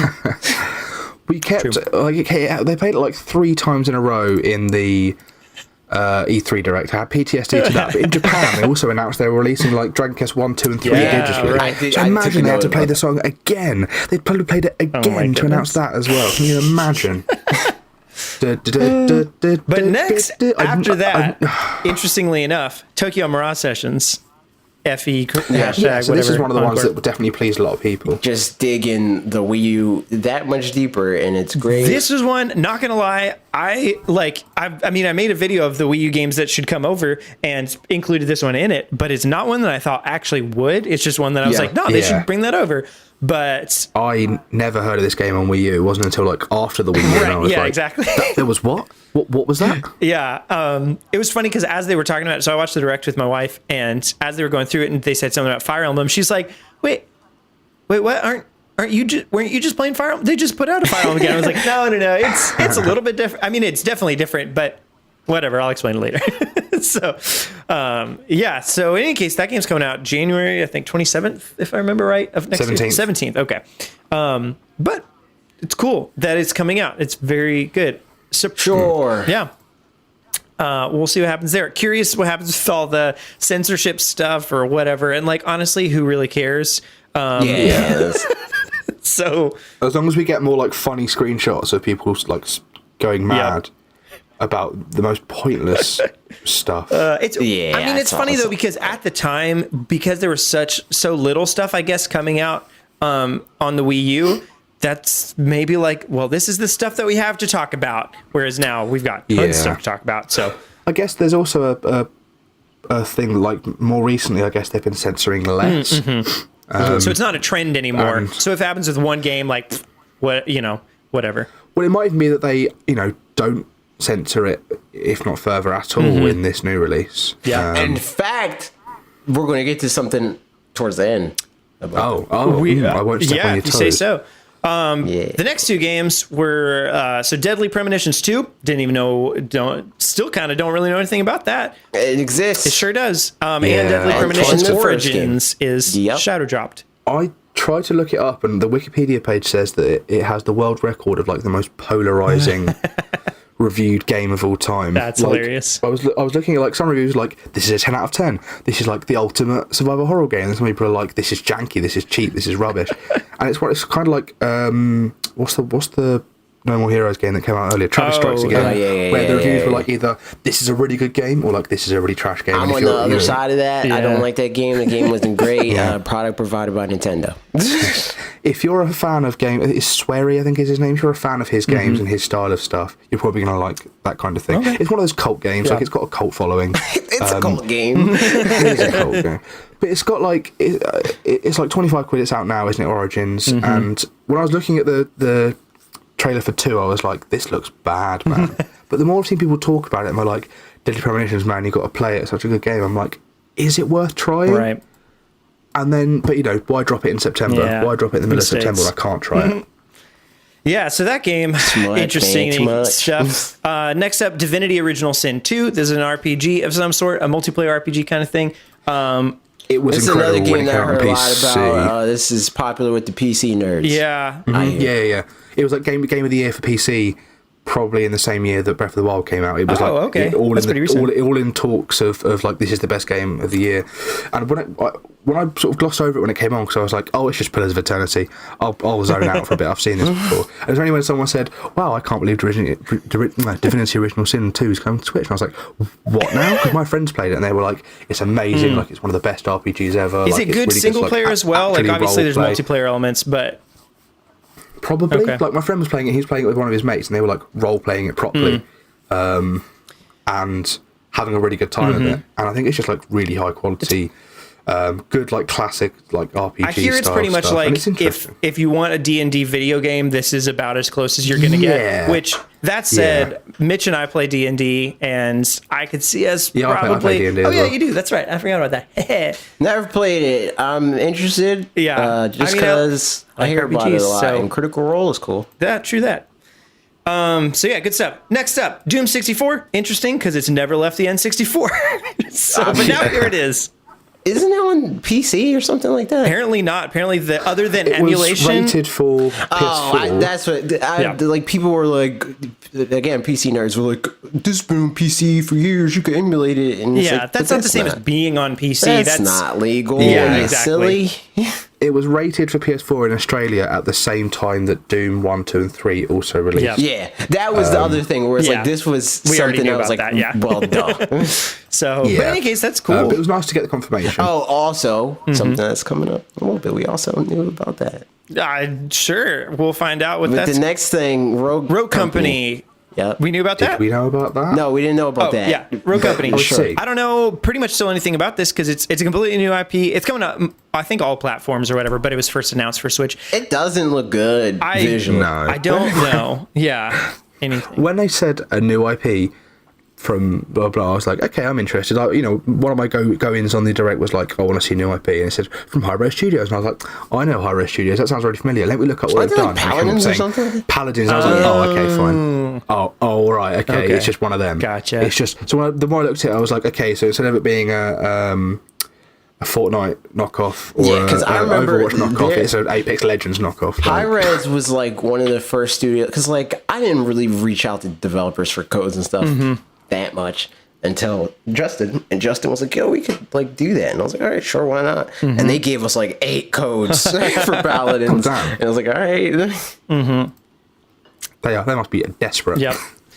So yeah, that's Yeah. interesting. I like the only thing about this that made me happy specifically is just that now, I don't know, it feels like there's just overall more third-party representation than there was. And that's just a good feeling in general. Yeah. Even if this game isn't for me, which it's not. But because I Right. don't care about shooters at all, really, at all. So How dare you? Very We're easily. playing Overwatch. You're playing Overwatch. nope, You're going to be one of 100% the not cute going to be boys. playing Overwatch. One of the cute you're boys on the cutest cute stream. boy. What a cute boy you are. That's 5 players, so we need another guy. You know what? Parker's the 5th guy, confirmed. Max is the 5th guy confirmed. But yeah, after Rogue Company, we got SNES games, and that was one That we knew about. That Did was we? the other Did we thing get that's this? like, Did we get this was SNES? probably the third announcement that is also like a really big deal that we already knew about. Yeah. Yeah, but like you can say we already knew about it, but surely it was all rumors and hearsay. We never had any actual. I mean, was it confirmation. though? Like, I don't know about that. And I'm not saying that it's necessarily a bad thing. Like, No, I'm not yeah. like, oh, this direct isn't great because blah blah. I'm just saying like we Yeah, knew, yeah. so it's not like the surprise. It was a that combination it was meant to of tidbits that definitely seem to point to it, like the FCC leak and stuff Yeah. like that, and just of course, like yeah. assumptions, Okay, we good did know about assumptions. this. It was already a foregone conclusion the one from I the was looking get-go for, yeah. because they said, hey, we're going to do SNES games, and then they didn't. Yeah. And then after that, we were getting all those rumors, and then after that, we got the patent filing, and then it just was... And also, from even before we got the patent filing, the games being found Right, in yeah. the OS. Yeah. The only thing I'm code. salty So it was about like- with that is that said Breath of Fire 2, and this just has Breath of Fire. So obviously we're going to get Breath of Fire 2, but you know what? I would like Breath of Fire 2 because that's the one that I've played, and I want to play it again. They hit a lot of notes with the launch lineup, didn't did. they? They hit all of the good ones. I can't think of any that are missing, like other than like Earthbound or Mario RPG. Mario RPG probably has some sort of like Donkey licensing Kong issue there with Country, Square yeah, Enix. Donkey Kong Donkey Kong Countries. Country, yeah, which again is probably a licensing thing. But then they're friends with I don't Rare know if now, it's a so, you licensing know. thing. I think that they just want to dull stuff out. Yeah, I agree. Because like even when the Metroid didn't come to the NES when it first launched, and like there were a bunch of NES true. games that didn't launch so that they could have good ones to come out later. The whole way through the trailer, I was saying to my friend, like, I can't see Metroid. Like, Super Metroid. Like, are they actually going to do it? Not Super Metroid. And it wasn't until like they were scrolling through the list of all the games. I finally saw this with Metroid, and I was like, oh my god. I genuinely thought I was going to have to watch everyone go, here's me playing Super Mario World, and there's me going, whatever. How dare you? How dare you? How dare I saw your nonsense. I told him he had to play at least to the cave area of the overworld. That was what I said. 1/4 of the way through the game. Roughly. It may not be that far into it. I don't know. It's not that far into it if you're playing completionist. If you're going like straight through, then maybe. Oh, I'm going to rush it. That's going to take me minutes.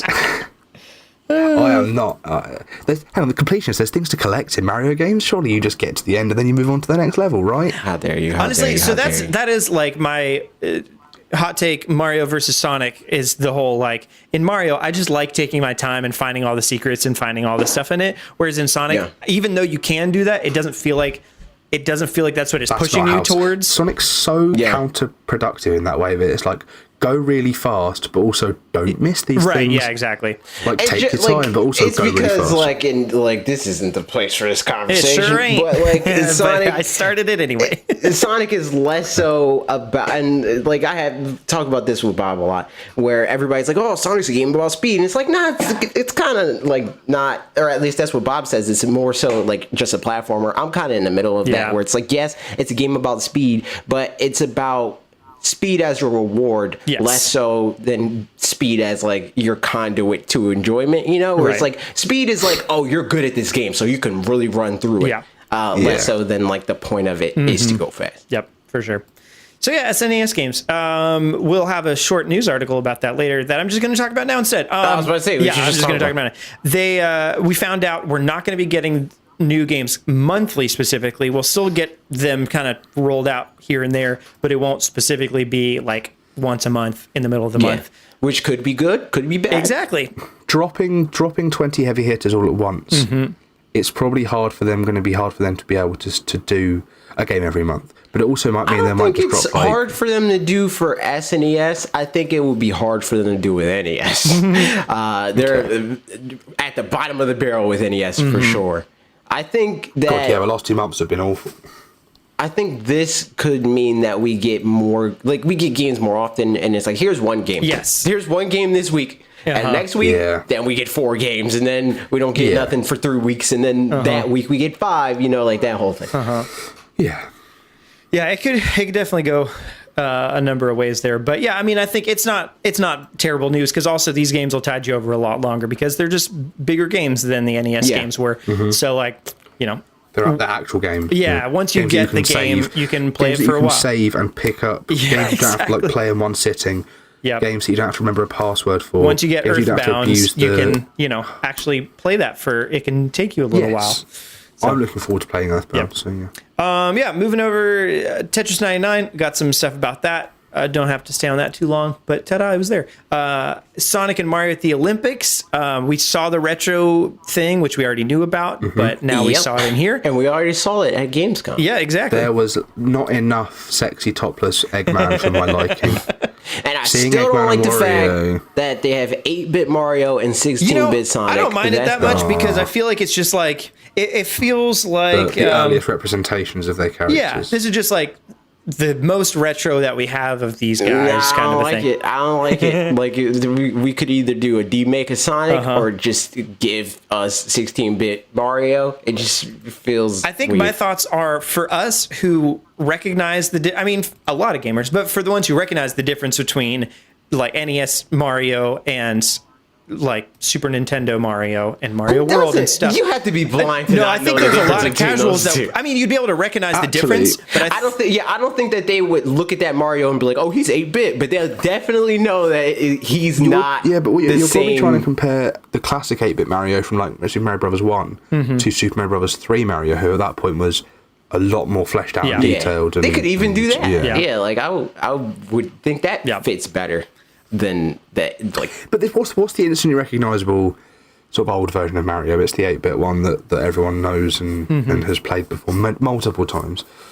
I think any form of Mario is instantly recognizable. Well, yeah, true. But it's just put side by side with Sonic, it just kind of makes him look crappy. I think it's the most novelty version of it that they can do. Probably is what I feel like. Where it's like, it's just novel, and that's pretty much it. What's the most iconic version of 2D Mario? Yeah, exactly. And it's that. Which then again, I mean, as time goes on, maybe Super Mario World becomes more iconic than that, just because age-wise, like, I don't know, more people started at that age or something. Yeah, I mean, at this point, like 3D Mario is by far the most iconic. Like when I showed Mario to my friend's kid and I showed him Mario 3, he was like, "That's not Mario." And I was like, "Yeah, it is." And he's like, "No, it's not." It's like, okay, whatever.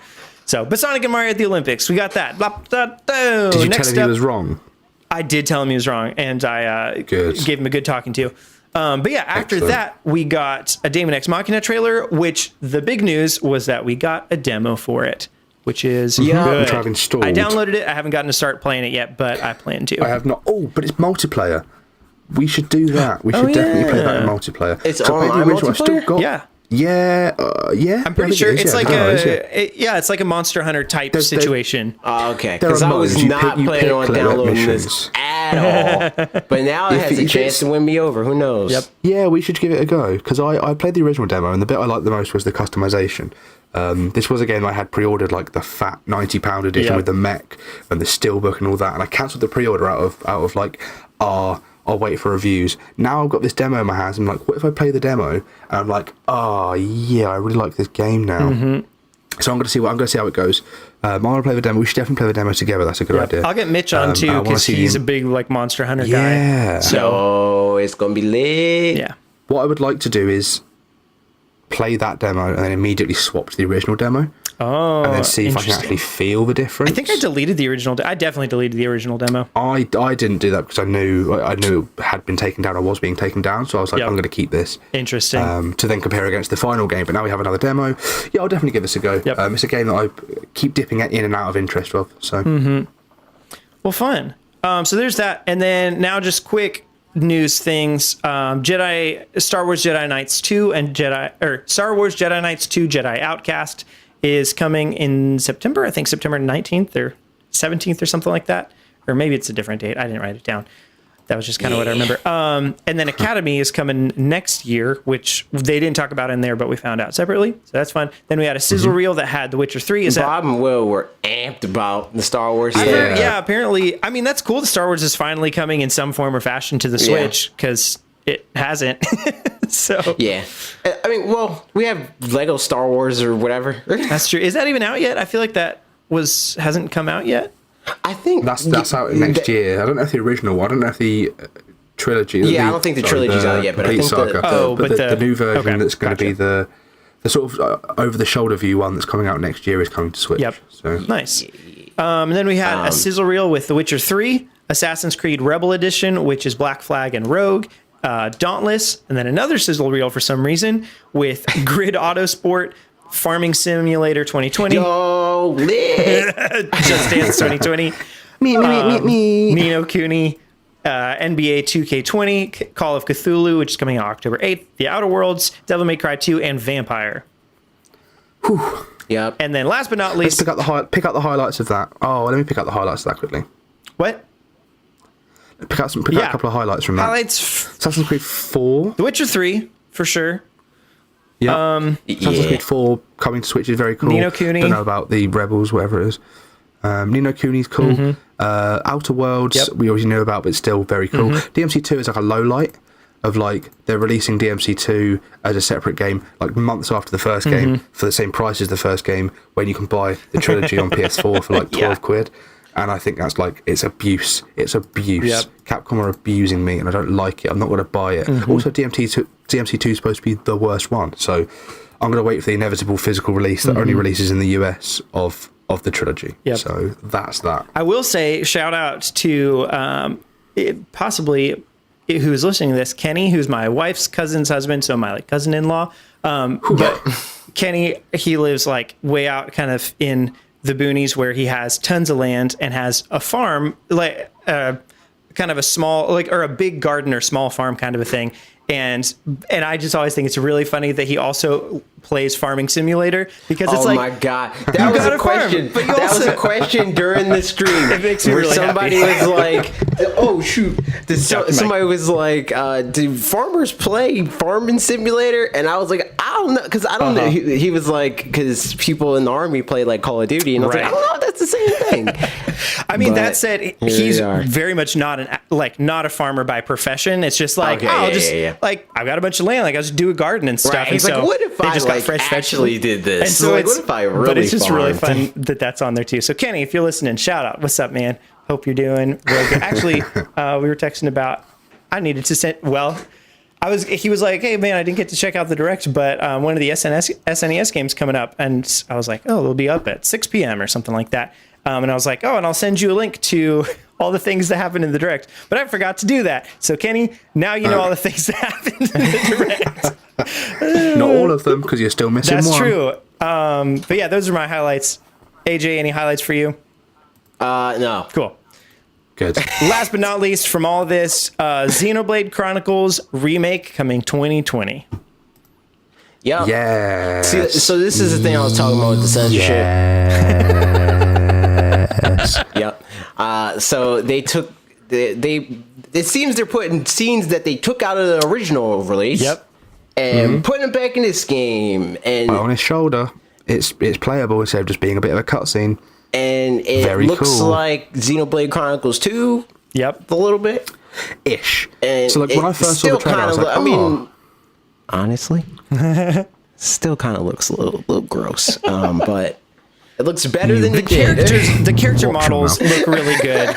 So I'll say I like the character models in Xenoblade Xenoblade Chronicles 2, and I like the character models in this one. But yeah, some of the like vistas look really good, but some of the actual like Gower Plains looked amazing. like some of the I don't know what the right word I'm looking Like for the is. foliage. Yeah, or just the walls themselves, or something like that. Like the ground rocks textures and all that. Just Yeah, they look yeah, better. texture They've added kinds more of work. grass to it. It's less jaggedy, but like the rocks are more jaggedy, if that makes any sense. It looks better because by a they're long shot, but still like Oh, yeah. little bits Looks of it better. are like, Doesn't look great. It looks better in the way that, so I watched the trailer, and obviously I'm a massive, like, it's my favourite JRPG of all time, is Xenoblade Chronicles, the first one. I haven't played it yet. I'm very excited. Oh, you're going to love it. You're going to love it. I played I it for a played it couple of on times. 3DS for like. Nah, bad. That was a mistake. It was your fault. Play it on Switch instead. But so when I first watched it, I was like, oh, they've up-resed it. That's really nice. They've really up-resed it and made it look better. That's really cool. And then when I saw it on Twitter, someone was like, here's a comparison between the old two games. And I was like, they have not up-resed it. They are remaking this game. I like the new content. You forget how bad some of the old ones, some of the old stuff was. I played it on Wii, or on Wii U via the Wii, Yeah. and was like, this was really fun. I played it again on PC by emulating it. How dare you on this podcast? What are you trying to do? Get us in trouble? I emulated it with my own disc, if that helps. I up-resed it to like, I got like a HD texture pack for the characters and stuff like that, and I was like, this is how that game should look. This is as good as this game's ever going to look. And then Nope, wrong. This came out, and I'm like, okay, this looks really nice. I'm really hyped for this because it's not just because I get to play it, but because now more people get to experience it. All of my friends that had didn't have Wii U's or Wii's. Everyone had a Wii, you know what I mean? People that didn't play Wii games, Or people that couldn't weren't aware find of this the game game. specifically. Also true. Yeah, because it was hard to find. People that played it on 3DS as well, that had to experience it on the 3DS, now get to experience it in like high definition. They get to like experience the actual story. They get to actually play it in a more playable function with a real controller. And it's just like everything about that game is like the soundtrack, the characters, the story, the vistas, the exploration. It's just all so good. And the fact that more people are going to be able to talk about it, and I'm going to be able to like shill it on Twitter, and people are actually going to be able to buy it and play it. I mean, honestly, I really liked Xenoblade Chronicles 2, and I outside of I put it on my Christmas wish list back in 2016 for the Wii when like I was trying to start playing some games again, I guess, or something, and I didn't get it then. And at this point now, I'm not going to go back and play a full Wii game, so it just wasn't going to happen. Playing it on the Wii, like, so this is great for me as an opportunity to do that. I do think it was like a really hype announcement for specific people, but it didn't seem like a closing game announcement at the same time. Closing game. No, I think that they definitely should have swapped their opening game and the closing game. Yeah, except for the fact that it was. I bet originally that was going to be the case, but because Overwatch was leaked out, maybe they switched it. I think even with that in mind, it still would have just if overall. They opened with I think Overwatch has a bigger impact than Xenoblade does. The only thing that kind of makes this a bit more exciting is that it's further out, So it's like. I think if they opened with Xenoblade, and personally I'd be like, oh my god, what an opener! And then the further we got into the direct, I'd be like, where's Overwatch? Exactly. It was like, were we wrong? And then if they then close out here's Overwatch, okay, there cool. It is. Right. Yeah. No, I agree. It's nice. It's better in my opinion, to have a surprise at the end and that kind of thing. Like having, Breath of the Wild 2 and an E3 Direct and that kind of stuff. Like that was really cool. But it's interesting how much hype they were able to get out of this Direct that really didn't have all that many new games. Yeah. Yeah. So that's what I'd like to talk about that real quick before we move on to the rest of the stuff. Just kind of overall the conversation about is it a good Direct or a bad Direct? Yeah. I don't know. You guys thoughts on any of that kind of stuff? So I think it was you, Max, your Twitter exchange about with Liam, where he was like, oh, the Switch YouTubers and stuff like that. And the minute I saw that, I was like, because I intentionally avoided making a Direct video because I knew personally a lot of those games weren't for me, right? But for a long time, I would say mid Wii U days, if not earlier, I've never really looked at Directs as all right, this better personally wow me or else it's a bad Direct. I always look at it on a wider scale. How many of these games make a wide amount of people happy? Does this improve the life, just the life of Switch users at large? Right. Yeah. Because, for instance, Xenoblade, that exists. I'm probably going to play it just because, it's my job to have an opinion on big releases. But outside of that, I don't care. Yeah. He's a Smash Brothers character as far as I'm concerned. That's how I discovered Xenoblade. I know that people like Max exist that are wrong and think that this is a good game. No, I'm joking. But yeah, I know that people like this game and I know it's a big deal. So just by the virtue of the fact that that was a game that announced, that makes it good. Overwatch, big deal. SNES games, big deal. A lot of things happen that are big deals. And even though they may not have blown my socks off, they definitely did that for a lot of other people. And I think that that's worth something. I think honestly, sorry, go ahead, Max. Thank you. Well, actually, because I tried to say that earlier as well, I'm going to forget it if I don't say it now.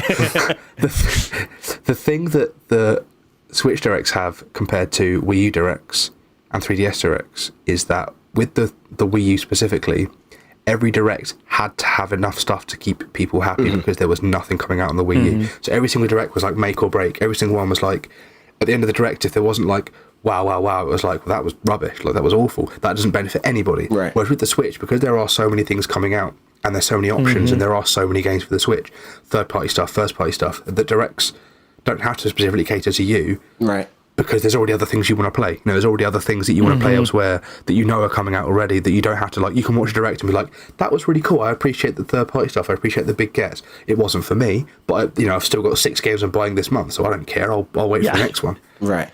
And to Liam's credit, it's definitely a Switch YouTuber problem. And I think that I try to intentionally steer away from that because I'm just not that type of person where it's I'm going to get clicks off of making people upset that I don't like a thing that they like, I'm very vocal about things that I don't like, but I make it clear that it's more of a joking way. I'm not going to mock you for liking RPGs. Right. I'm just going to say I don't like them, Well, you might want to mock me for not liking RPGs, but that's because we're friends. I mean, people generally, I'm not going to say the audience is dumb because they want to play JRPGs. I don't like those, so that means that they're definitively terrible, and I just don't feel that way. Yep. And I think a lot of Switch YouTubers, excluding, I would say, me and Bob, they bank on that. They want to be disappointed almost by these Directs.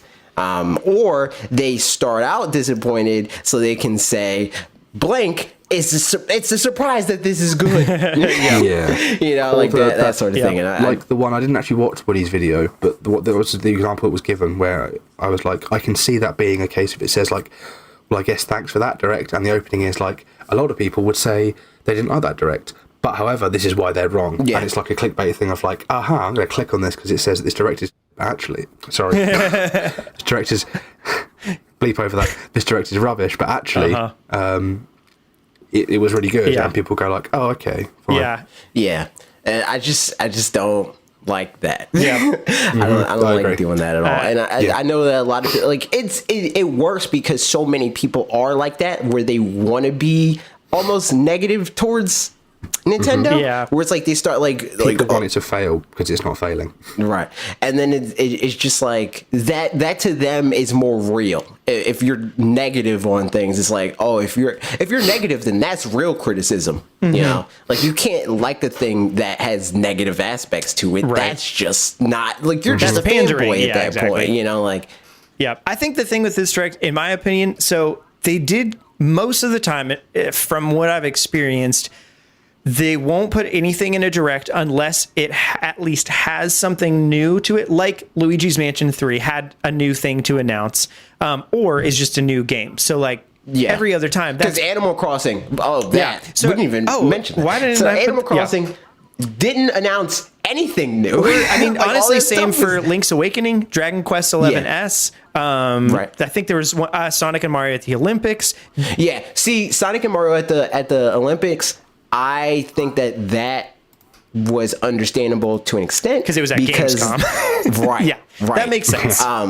So, but everything else is like, you literally just had this at E3. So you those know? are And- interesting to me, yeah, because it's like, usually that hasn't been the case, that they just won't. Some of this direct was a reminder direct for those of us who are very informed. That would have been really exciting to those who aren't, but for anybody who's like really paying attention, those announcements like aren't quite what they normally do, which is like, there's nothing wrong with that. But see, the thing that's weird though is that they do usually do that. They just recently stopped doing it, and we got used to it that quick. Yeah. Well, so I'm only familiar with the most recent ones, I guess. So because not even because like before Mario Maker came out, right? We were like, oh, they're going to have another direct because they have to tell us when Mario Maker comes out, but they just tweeted it. Yeah. So like they did a lot of stuff in this direct that they now would just tweet, but they didn't this time. Exactly. So I think that's some of it. And then otherwise, like, so because of that, a lot of the things they talked about were like medium exciting, and there were fewer like big exciting things, I guess. So that makes it feel like the whole thing overall was like, oh, it was okay. Yeah, it was. But I mean, all things considered, like it had a lot of great information in it. It just was fewer like big surprises than we're used to now. I think we specifically were affected because we're so like in the weeds with it, and like we knew like so many like that I mentioned were a foregone conclusion. Yep. But I guarantee there are a lot of people like, what? Absolutely. SNES games? Yep. Shock. You know, Yeah, like, right, we're exactly. Like, so I mean, it wasn't it was a win. I think if they had one, like, as far as the people that feel that way, that it was like a bad direct or like a hum-ho direct or something like that, if they had one other thing that wasn't leaked out that was like a just huge thing, that probably would have completely turned the tides. But that said, all things considered, it was good. We got a lot of information out of it, but it was. I understand. Again, there's a couple of things that were like that. They're like, what? Like Tokyo the Mirage Smash Bros. Sessions. Thing. Yeah. For people that Smash. eat up everything that Sakurai says, what? More DLC fighters? Shock. Never would have thought that was going to happen. You know, we're just too deep in to be surprised by that sort of stuff. Yeah, exactly. So it's, but in any case, I mean, that was the direct. I'm excited for a lot of things that came out of it. Any closing thoughts on the direct? That's technically, I mean, we have very few other news articles, and they're very short. But we're almost 2 hours in, finishing up for a second news article. I mean, we knew. We are finishing up we are halfway through page 2 of 7 pages of this document. Oh man, interesting. So yeah, that was the direct. We'll come back to it in a couple of the Q&A stuff that comes up. But quick thing, a patent for a new hinged Joy-Con has appeared, which is interesting. So I saw Matt from Casualverse, who's been on the podcast. He tweeted this at us. And I don't know what's going on with that. So let me look at this. Yeah. I'm curious too. Like, what the heck? So from the looks of it, it feels like it it looks like it's supposed to be like a comfort thing. Mm-hmm. That it sits on the Switch normally. The Joy-Cons turn a bit. You then hold it more like a. Do you know what? No, I don't know. I've already imagining it in my head. That's wrong. It seems more like the thing because before the Switch came out, they had a patent for like for triggers that scroll. It seems like one of those things where it's like, hey, maybe we'll do something like this. Let's patent it. Because I don't know. Like, what would this be for? I mean, honestly, a Joy-Con Pro is the only thing I can think of where it's like it's the exact same thing. It works as a Joy-Con, but if you want to play it separately, you can just do that. I guess I don't know because it's just more comfortable or something. But that's literally all I can think of. I don't know. Looking at how that is like I don't know how that changes the ergonomics of it. I mean, I could imagine that it looks like it would feel more like a controller essentially. Oh, I've got it. I've worked it out. So it's kind of going to feel like this, right? Which doesn't make any sense because I'd have to hold the screen right up here to be able to play it. Yep. And my thumbs aren't falling naturally on it. But yeah, you're right. It would feel more like when you hold a game controller in your hand. Yep. For example, a game controller I'm holding now, where your thumbs are like flat down like that. Remember when this was a video podcast? So, this isn't going to work, is it? And then the controllers, nah, I don't get it. There's probably an accessory. There's probably a game, maybe. But I just don't. It could just be a patent. Yep. That's what I think it is. I think it's just somebody at Nintendo had an idea. And they're like, yeah, we can patent it. Yep. Why not? It's interesting. Yeah, AJ's video is completely black. I think it might just be too dark. I think it's just too dark, but that's funny. But yeah, that's pretty much it for that one. The last news article we've got is Switch System Update 9.0.0 is coming soon. The main thing that it's going to do apparently is SNES controllers that are coming up. We didn't talk about those at all. But the SNES controllers coming with the SNES Online that you can get through your that app thingy. They'll be compatible. Yep. Maybe it'll do some other stuff. Probably not, just knowing the track record. But like folders, themes, folders. Those are the things that I want. And messaging. Folders. Some kind of folders. Messaging. I just care about folders. Hello. Hello, you're back. I say folders because the last update gave us the you know what I'm trying to say. Gave us the sort of sorting options, ability to sort. Sorting option. So give us folders. Give me folders. Yep. There you go. That's all I have to say about that. All right. I have a lot of games. I'm indifferent to folders. I like folders. I would like a list of the games I'm currently playing, and then list of games I've finished, so that I can look at my screen and be like, okay, cool. Yep, I agree with that 100%. But that's it just for if I'm looking at my Switch, there's the games that I'm going to play when I turn it on are the first 3 games that are on the screen anyway. True. I like organizing I have a to-do list. I have a to-do list of like on my phone of like games that I've started and need to finish. Yep, I've got an Excel and spreadsheet. Get lost in the. There's like I had a spreadsheet of what I was keeping track of the hours I played. And that didn't last long. Oh, I know. True. So bad. Confirmed. I told you about when I was playing Harry Potter and my girlfriend was saying a guy at work like, oh yeah, my boyfriend plays that Harry Potter game. He keeps spreadsheets. And I was like, don't advertise. Don't introduce me like that. I forgot that game existed. Yep. Yeah, me too. Oh, that's interesting because you were like really playing it. Well, we talked about it on this very podcast, and I was happy about it. I was like, yeah, man. And now I have not touched it since. When I went to France and I didn't get the achievement for playing the game in 2 different countries, and I was like, what a load of rubbish. Rip, dude. Yeah, stop playing. That'll teach him. Yep. So that's that. Indeed. And that's it for the news stuff. And now into this little segment that we call Your Comments on Videos, which specifically this week is just AJ's video. So we got some comments. This one is from Gardevoir Trainer. And the video was about 12 things that AJ is excited about for Pokemon Sword and 12 Shield. Plus, but now it's 12. Because I don't know how to quantify that. Because like usually, like I'll start the script out and I'm like, all right, I want to touch on these very specific things. But there's multiple things within those things. Yeah. So it's like, what counts as a thing? Yeah. You know? So I did 12 plus at first and then I changed it because SEO. 2,000 words on what AJ's excited about Pokemon Sword. I think it was 2,000 words exactly. Gardevoir Trainer says the missing Pokemon is one thing, but if they got rid of the turn-based battle system in the main series, I would drop the game immediately. Yeah, I think a lot of people would, but I think more people would join in. I think the same people that dropped Pokemon for Let's Go would drop the game for this. Depends how appealing I think the new battle system is, because it would have. I think the people that they would be wanting to get in are the ones that have been gamers for a long time and just never got into the series because they just didn't care about it at the time, and it felt like, you know, baby RPG sort of thing or something like that. I think a lot of the reason why people aren't in is because of the turn-based. Because like me and Bob, right, like we would be the type of people that wouldn't play this game because it's turn-based, but we're grandfathered in because we're dumb kids when it came out. We're like, ooh, colors. If someone says to me, "Oh, do you like turn-based RPGs?" Man, I hate turn. I would never play a turn-based RPG. And then you're like, "But Pokemon, though." Right? Yeah. When I was talking to my friends about Pokemon, and I was like, "Yeah, but you know, just like other JRPGs," and he was like, "We're talking about Pokemon, not JRPGs." And I was like, "Oh, I've got some news for you, man. Like, exactly, it's literally a turn-based RPG." Because for most people, in their mind, it's not. Right. Yeah. It's like that's not why they're playing it.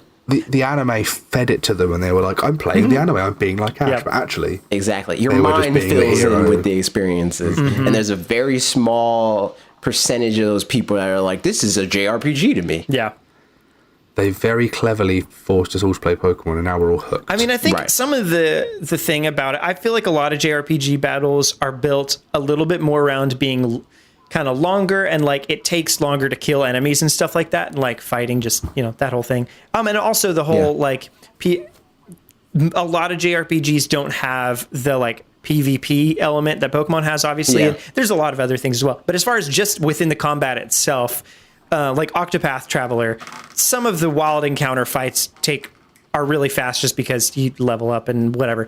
But most of the time, it's a chore to do really any of the battles. It's like Fire Emblem. Like Fire Emblem, battles are like 30 minutes minimum. Right, exactly. And I enjoy that. Like I like that whole thing. But as far as with Pokemon, it's like generally 2 to 3 attacking moves kills a Pokemon. Pretty much, you know, like, and they're not going to have over a certain amount of HP and stuff like that. So it's not a whittling down long-term strategic kind of thing for most players. Like, obviously there's a strategic element for competitive players for sure. Yeah. When you get in the competitive, it's longer, but even then, like, battles aren't as long. Right. Yeah, exactly.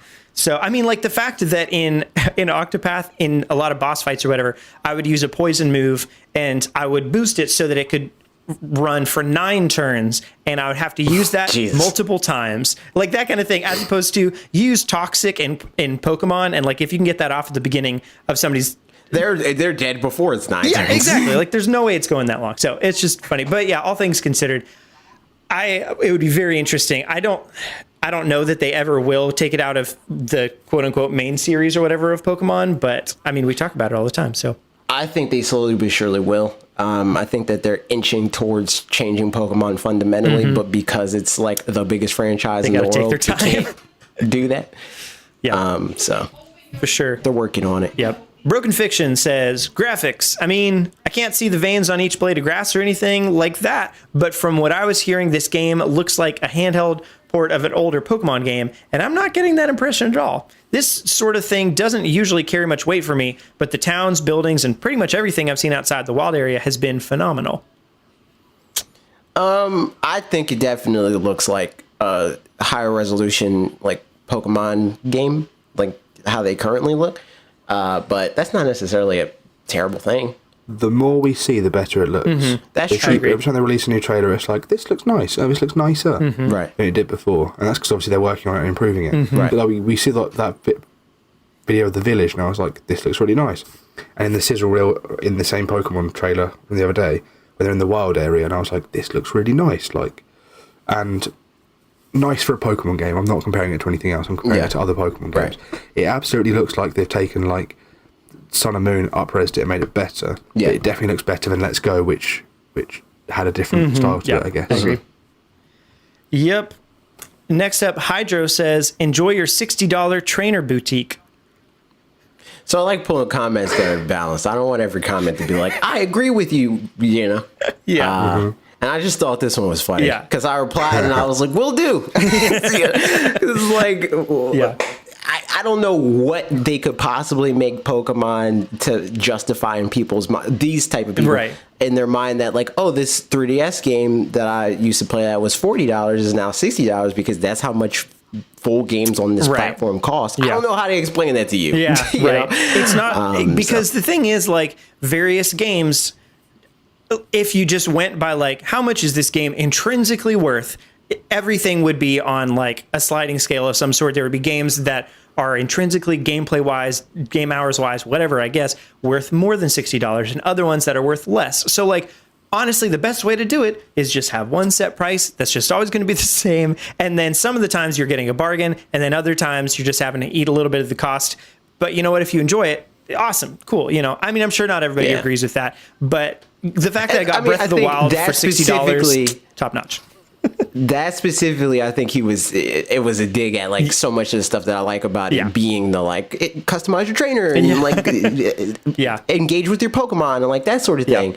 And it's like, whatever, dude, like if that's not what you like, then that's not what you like. But there are still the elements that are in the regular Pokemon games in this. And they're improving. It's just that they're improving on things that like, it may not seem like they matter. Like one of the things that I've talked about a bunch of times was like, I want NPCs in towns to feel more dynamic and stuff like that. That's not a thing. I don't want a game where like the whole game is just NPCs in towns being dynamic. Like that's a boring game. I mean, maybe that's just a walking sim. I don't know. But that's like exactly what it is. Yeah. But that said, that being a part of the game makes it a whole lot better. So like in and of itself, who really cares? But as a part of a whole experience, that raises the bar. And so, because like if we go back to what Pokemon is being a role-playing game.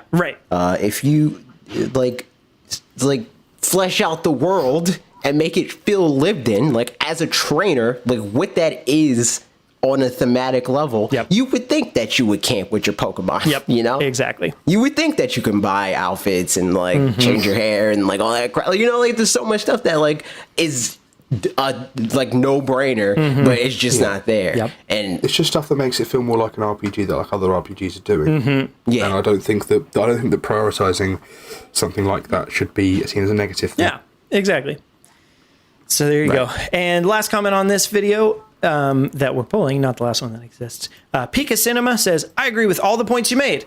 So obviously the exact same as the last comment that we just read. I agree with all the points. I had to balance it out. You know? I agree with all the points you made. I'm also really excited for the story and the characters as they all seem really interesting. I'm very glad they have expanded and vastly improved trainer customization too. In fact, I'm really surprised by how deep it looks. Pokemon's customization has been decent, but not very deep, quite simple, whereas this looks like a major step up. All in all, I think this game looks great. There's a lot to look forward to for sure from the new features, expanded trainer customization, new Pokemon, story, characters, and of course, the region as a whole. It has the potential to be one of, if not the best Pokemon game to date. November 15th can't come soon enough. I agree with all of this. Ta-da. You did it. The perfect comment. It's ironic that the one sentence comment yielded a longer conversation than the paragraph. It's just the way it goes. But I agree with all that stuff. The customization, I agree, is just fun. Like that's... Yeah, and to be fair, it's still not perfect. They could still do a lot more with the customization. Yeah. But it's just nice to have more of it. Exactly. Yeah, absolutely. So that kind of stuff. Okay, well that's it for your video. And moving along now into Q&A, which we've got a lot of, specifically from one person a little bit later.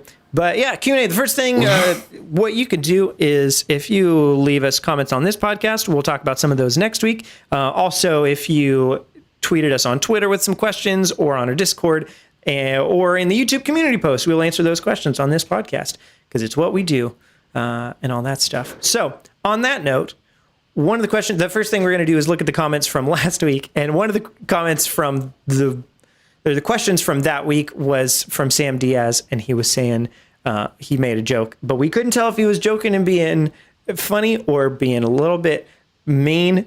I thought funny. AJ thought mean. And it would have been on my behalf.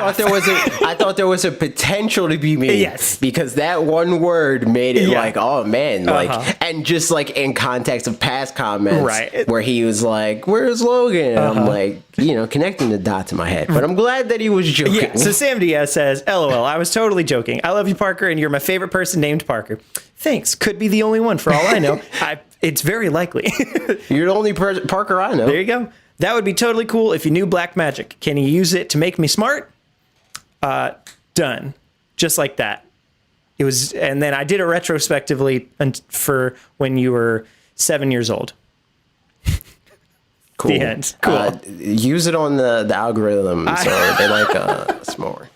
Cool. Man alive. Good old YouTube algorithm. That said, though, you guys are still just doing a great old job commenting and all that stuff, and we always appreciate it. And it's a community and all that stuff. Last week, I didn't say what my middle name was and made you guys guess. And Pat Green's the only one that actually did it. Good job, Pat Green. He said Parker's middle name is Peter, which is not correct, but you know what? I don't even remember the context of that. I think it was like, I don't remember. At some random point, I asked Mitch to tell everybody what his middle name was. Like, Mitch, tell everybody what your middle name is. And he said Lewis. And then one of you guys was like, what's your middle name? I was like, I'll let you guys guess. So. Oh, yeah. Because you said that. And I was like, you can't ask a question like that and not answer it. Yeah. And then you didn't answer it. So now you got to answer it because you said it. Indeed.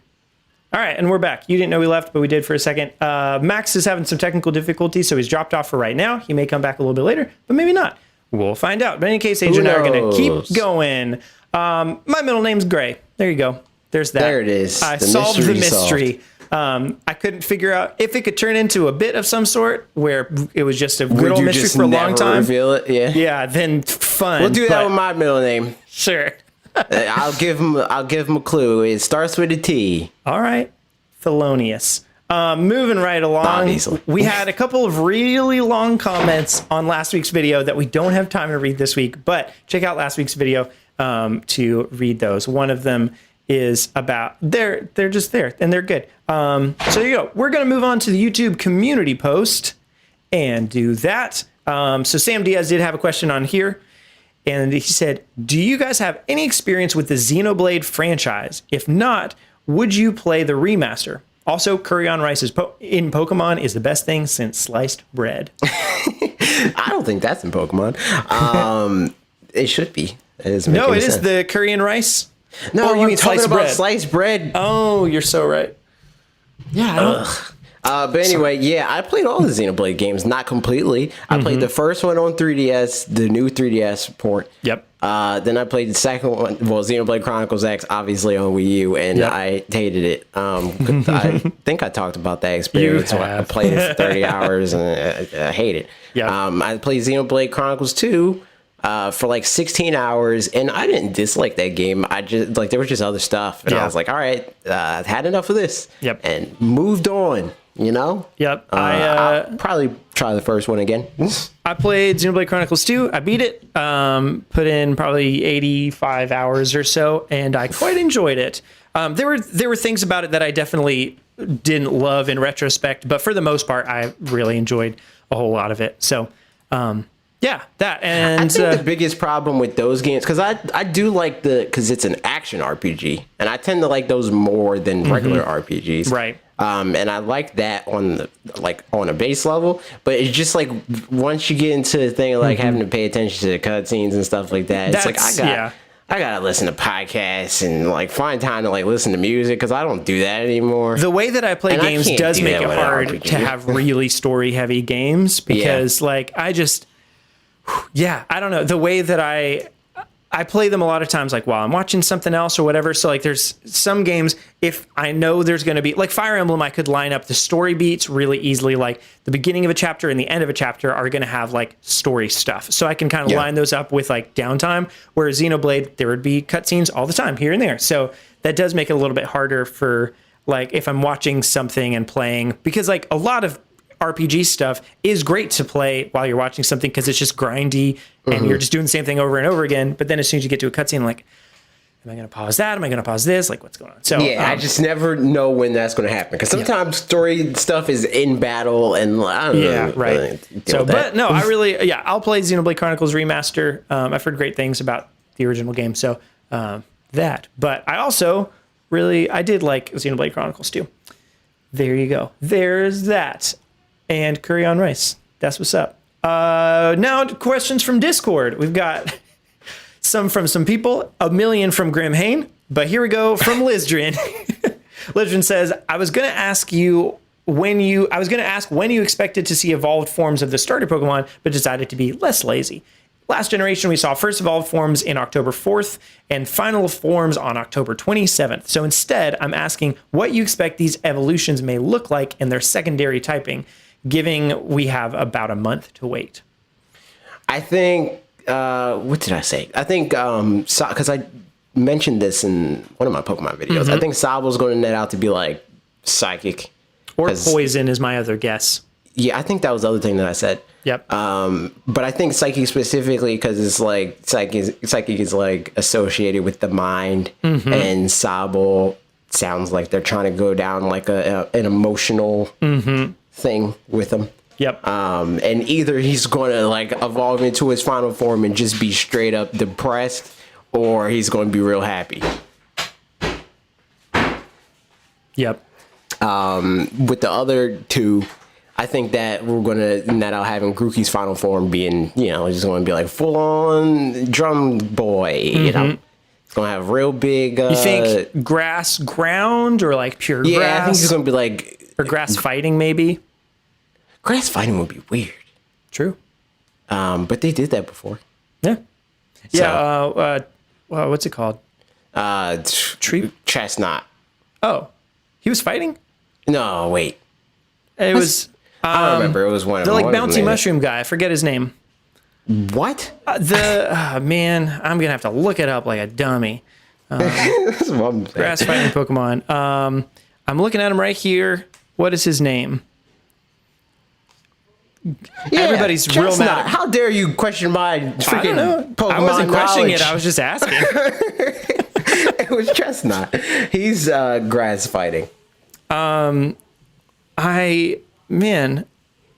Okay. Oh, Breloom. Oh, Breloom. Yeah, but I'm talking about starters. Yeah. Yeah. I just thought you meant in general. Starters. No, I was talking about starters. Well, there we go. That was just the one I was thinking of. But yeah, okay, cool. And then what about? Yeah, I could see that same kind of thing, to be honest. And then I'm guessing, and I don't want them to do it, but I think that freaking what is the stupid thing? Squirt Bunny is going to be a basic B, and he's going to be firefighting. I or hope just not. pure fire. Yeah. Well, I don't know about that. That would be strange. Yep. They haven't done that since Typhlosion. Yep. Who's to say? And I think Typhlosion is the only time they've ever done that. Oh yeah, because Charizard, I guess. Because fire flying. Yep. Firefighting. Yep. Firefighting. Yeah. Oh my goodness, so much. Yeah, so I think that they never done outside of Typhlosion straight up fire. Yep. Okay, well, we're gonna see. But yeah, next up, Grimhane's got a whole bunch of questions. So here we go.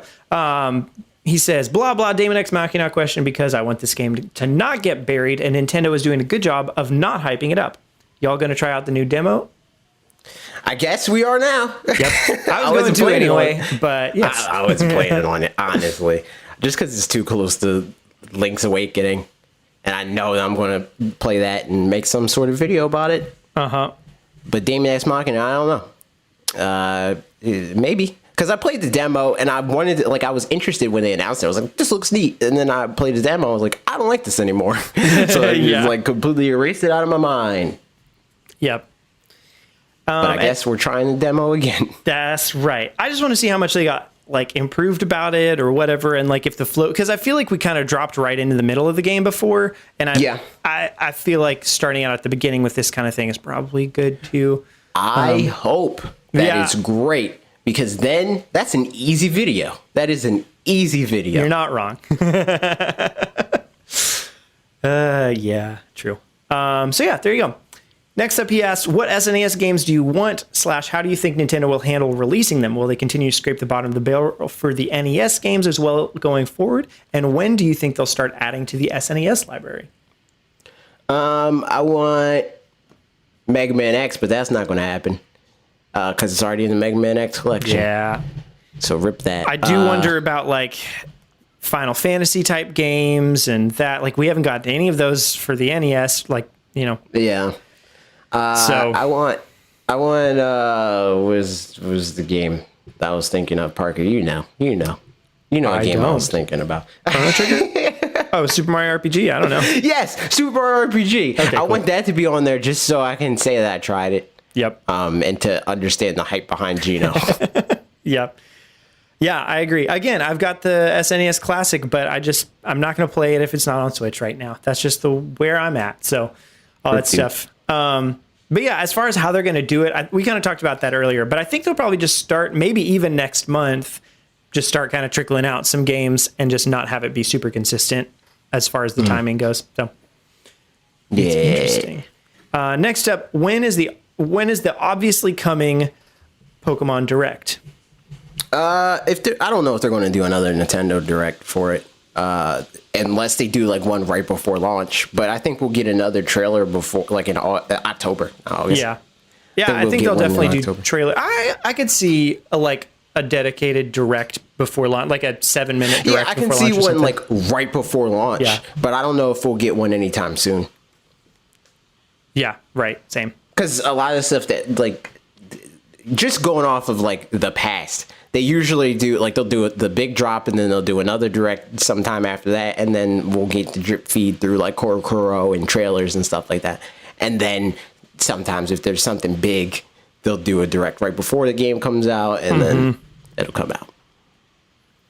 Yep, exactly.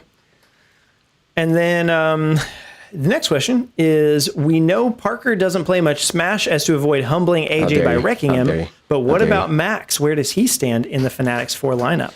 He's been ducking me, man. He's been ducking me. We played one time ever, and then, he just, like, stopped playing.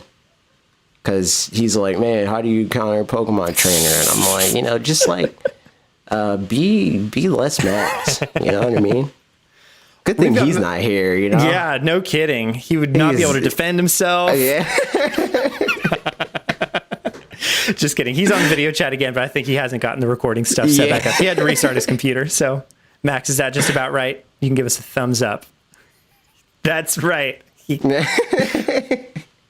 Okay, he can talk. It's just not being recorded. So, really what he said was he doesn't like... He said he doesn't like He doesn't like Metroid, or he really hates Metroid. Hollow Knight is really his least favorite. He said he's super excited for the next 2D Mario game to come out. He can't wait for Mario Maker DLC. Man alive.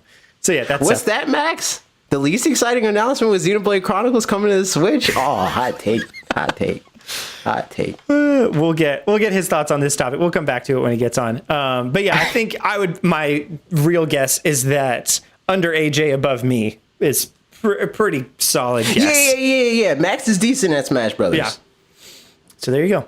I don't know how that fares as far as like Dan or Bob or any of that stuff particularly. I'd say he's like on par with Dan. I think generally, like Bob, I think he's like a specialist Smash Brothers player where he's like pretty good with Falcon, but like not great at Smash Brothers overall. I think Dan is more like versed, and I think Max falls under that same category. Makes sense. Where they didn't reach the same like mastery with one specific character that he has with Falcon. But they're better overall. Nice. Good stuff. And then next up, when will we see AJ versus Bob in the Mario Kart that started it all? I don't know. The plan right now is that we're going to play Kirby Dream Course. I don't know. If that's in the cards, you got to talk to Bob about that. Of all the Pokemon announced, which is your favorite and why do you hate the Teapot one? What one feature beside the wild area are you most excited for? And there's more questions, but we'll answer those first ones first. Corviknight's probably the one I think is the coolest. Other than like, I like Sobble. True. Yes. Agreed. Corviknight, Duraludon or whatever. Yeah. I like him. I like Dreadnought as well. He's neat. Yeah. He's cool too. So that's stuff. Also, the core Yamper or whatever. Also, they announced Impidimp and then never talked about it again. Impidimp is weird looking. I don't like Impidimp. Take him out of the game. Yeah. He's unsettling. Very much agreed. But yeah, the teapot one, I don't know. I think it's funny. Oh, we saw the thing. It's another one of those Pokemon that just exists for me. Like people actively hate that, and what the heck is the key ring Pokemon? Oh yeah. Klefki. Yeah, people hate that one. The teapot one was a Fakemon beforehand, and then became a real one. In that a guy posted the idea for it on 4chan or whatever back in 2014, and then somebody found that post yesterday or something, and they're like, "What? That's crazy!" Blah blah blah. And then it turned out that guy had gotten hired by James Turner. Yeah, James Turner. He got hired back in 2015, and he'd brought the idea up back then, and it fit now. So it actually was a Fakemon that turned into a real one, which is really funny. So there you go. There's that. Feature besides the wild area you're most excited for? Oh, wait, didn't he say other than the wild area? I did a whole video about that. So that's a question for you guys. Yeah, I don't know what one feature off the top of my head. I mean, maybe the Dynamaxing and Gigantamaxing. I don't know. Maybe. But the wild area, I mean, is by far my most excited thing. But also just the overworld in general, even the rest of it seems a lot better than it has been in the past. So I don't know. Yeah. I just like the features that I like the most about newer Pokemon games until they decide inevitably to stop having us play a game like it's 1996. Yep. Is like stuff that fleshes the world out more, because that's what keeps me coming back, you know? For sure. I agree. What weird type pairings do you want to see? I won't be able to think of any off the top of my head, just being honest. Give me fighting. No, not fighting. That already exists. Never mind. I was going to say fighting dragon, but that's the thing, because Sun and Moon, that just happened. Yeah, right. I don't know. Is there a fighting fairy? Give me fighting fairy. Let's do it. Fighting fairy. There you go. And do you think we'll get another Eevee evolution? Yes. I don't know if we'll get it immediately. What do you mean? I don't know if we'll get it in this generation. But maybe. I'm just saying yes. They did it with the beginning of the 3DS games. With X and Y, we got one. Yep. So maybe that's how they look at it now, where it's like, oh, we're in the new era. Let's do another Eevee. Yep. I'm just saying yes, and that's all. No reasoning or nothing. Just a 50-50 guess, and I'm hopeful, and it would be fun. Is it 50-50? I don't know if it's 50-50. I mean, as far as yes or no, there's only two answers there. So yeah, but if we're talking about possibilities, there's everything's gen. Yeah, and we didn't get a Eevee every other gen.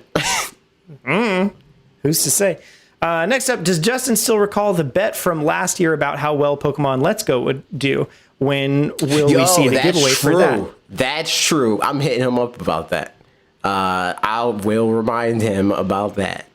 Are you aware of this? Not even situation? A little bit. So before the game came out, Justin's like, oh, this game's going to do bad. Like every other console Pokemon game that's not like a full-on Pokemon game did bad. It's going to sell like 2 million units, like blah, blah, blah. And I was like, I guarantee this game is going to sell. I think his initial bet was that, it's not going to do more than what Breath of the Wild did in its first month or whatever, in the first, when it dropped. So his mark was like 2 million units in the first 3 months or whatever. And I was like, it's going to destroy that. And it did I think almost, it did 3 point something million in the first week.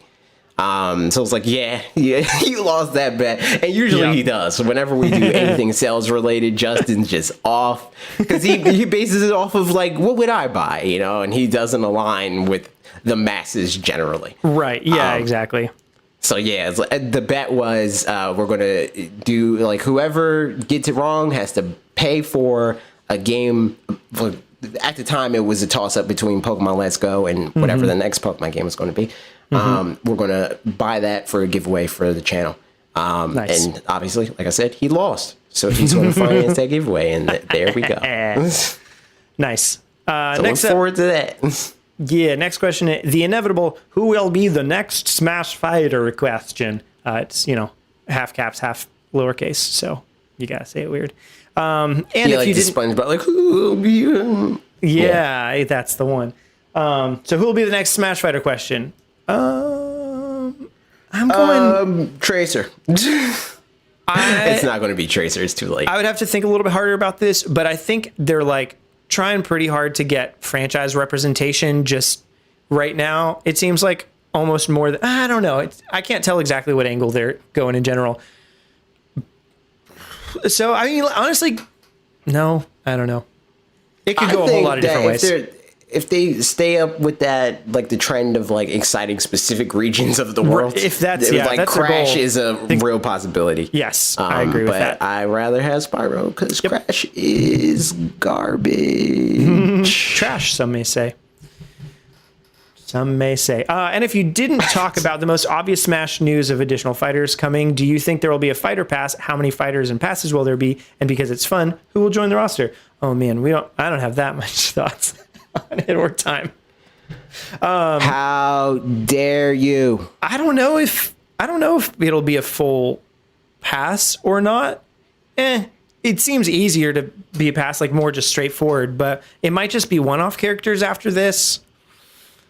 I don't know. They left it really open-ended. I don't think that they want to put themselves to a number. Even though, like, I think we'll get a retroactive pass, right, where all the fighters are out and they're like, hey, you can either pay for them piecemeal or you can get this like prorated price for all of them combined. But I don't think that they want to like shackle themselves in a sense where it's like we're doing 5 more characters or whatever. Like they might want to do less, they might want to do more than that. So it's just easier to just say, here's another DLC fighter.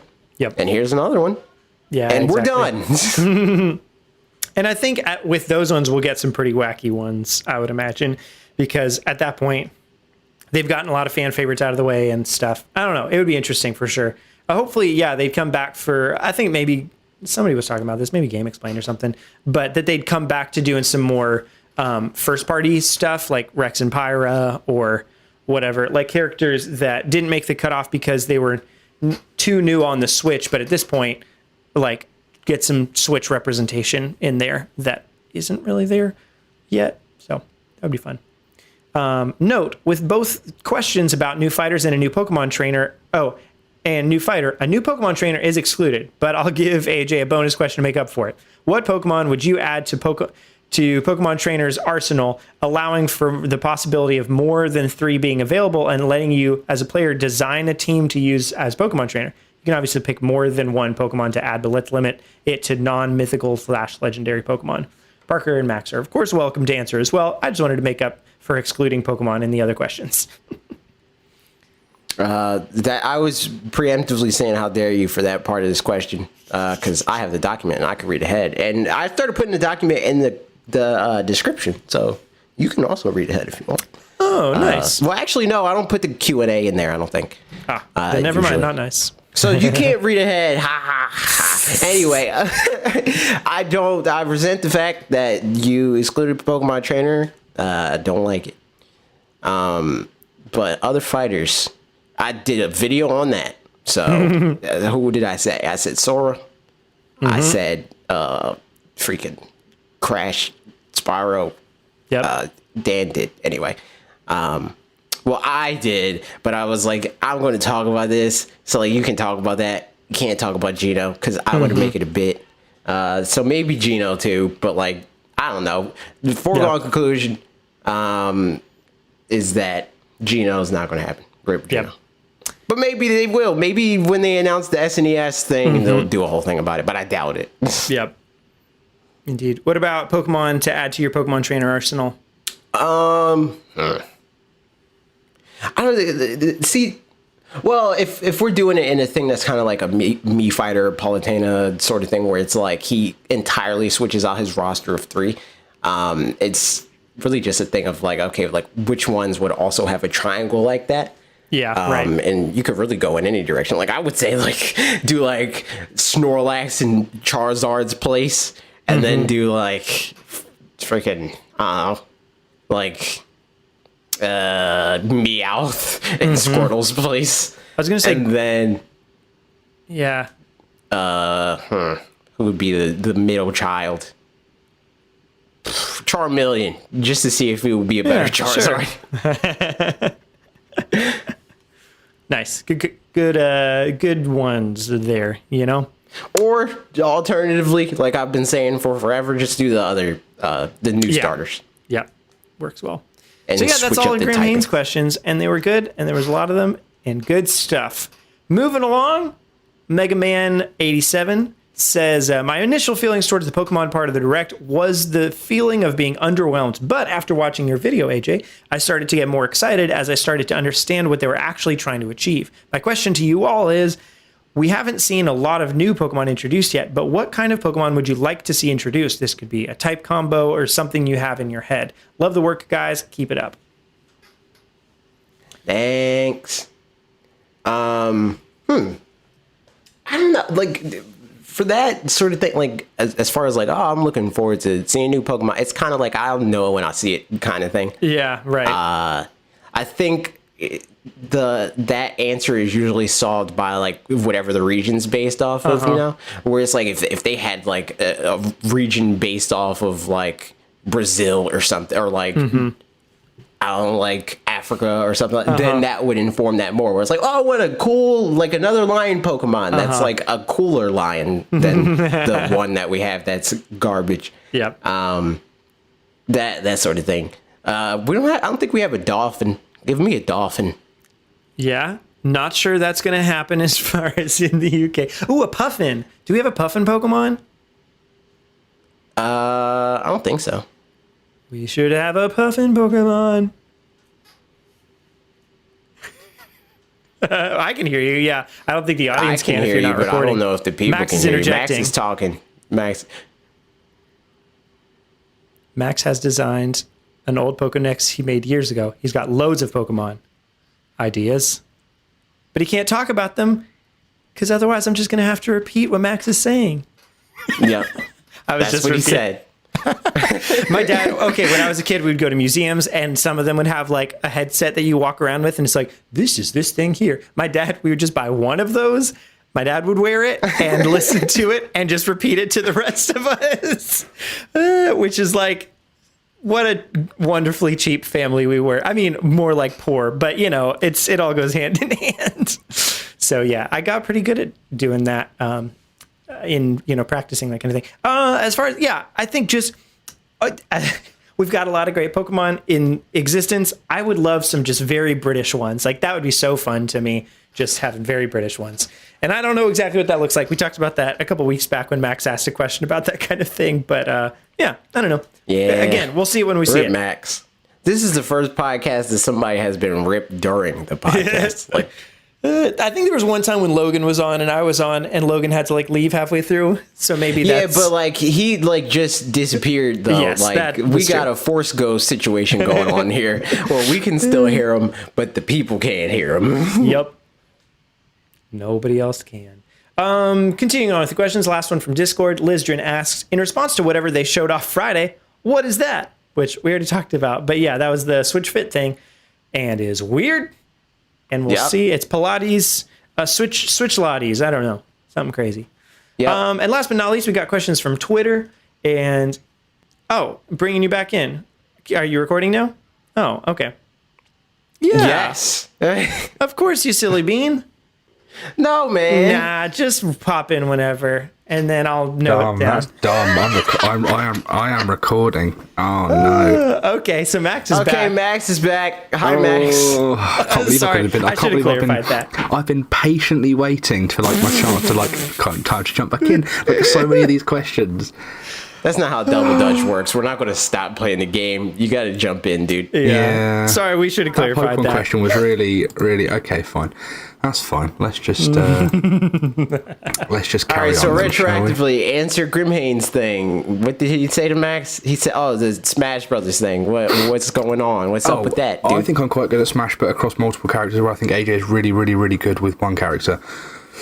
How dare you? I think I can play more characters than AJ well, whereas AJ plays one character incredibly well. I've never played against anyone else. You know what? That's factually incorrect because the one character that you've seen me play is 3 characters. So just in and of that is debunked, my guy. I'd be interested. You should have a random tournament where you both put it on random. 100% have a random tournament. I'll do that. I will also do that. I will pull back out Smash for doing just that. Absolutely. We'll do that. We'll do that in a couple of days. But I'll do that in the week.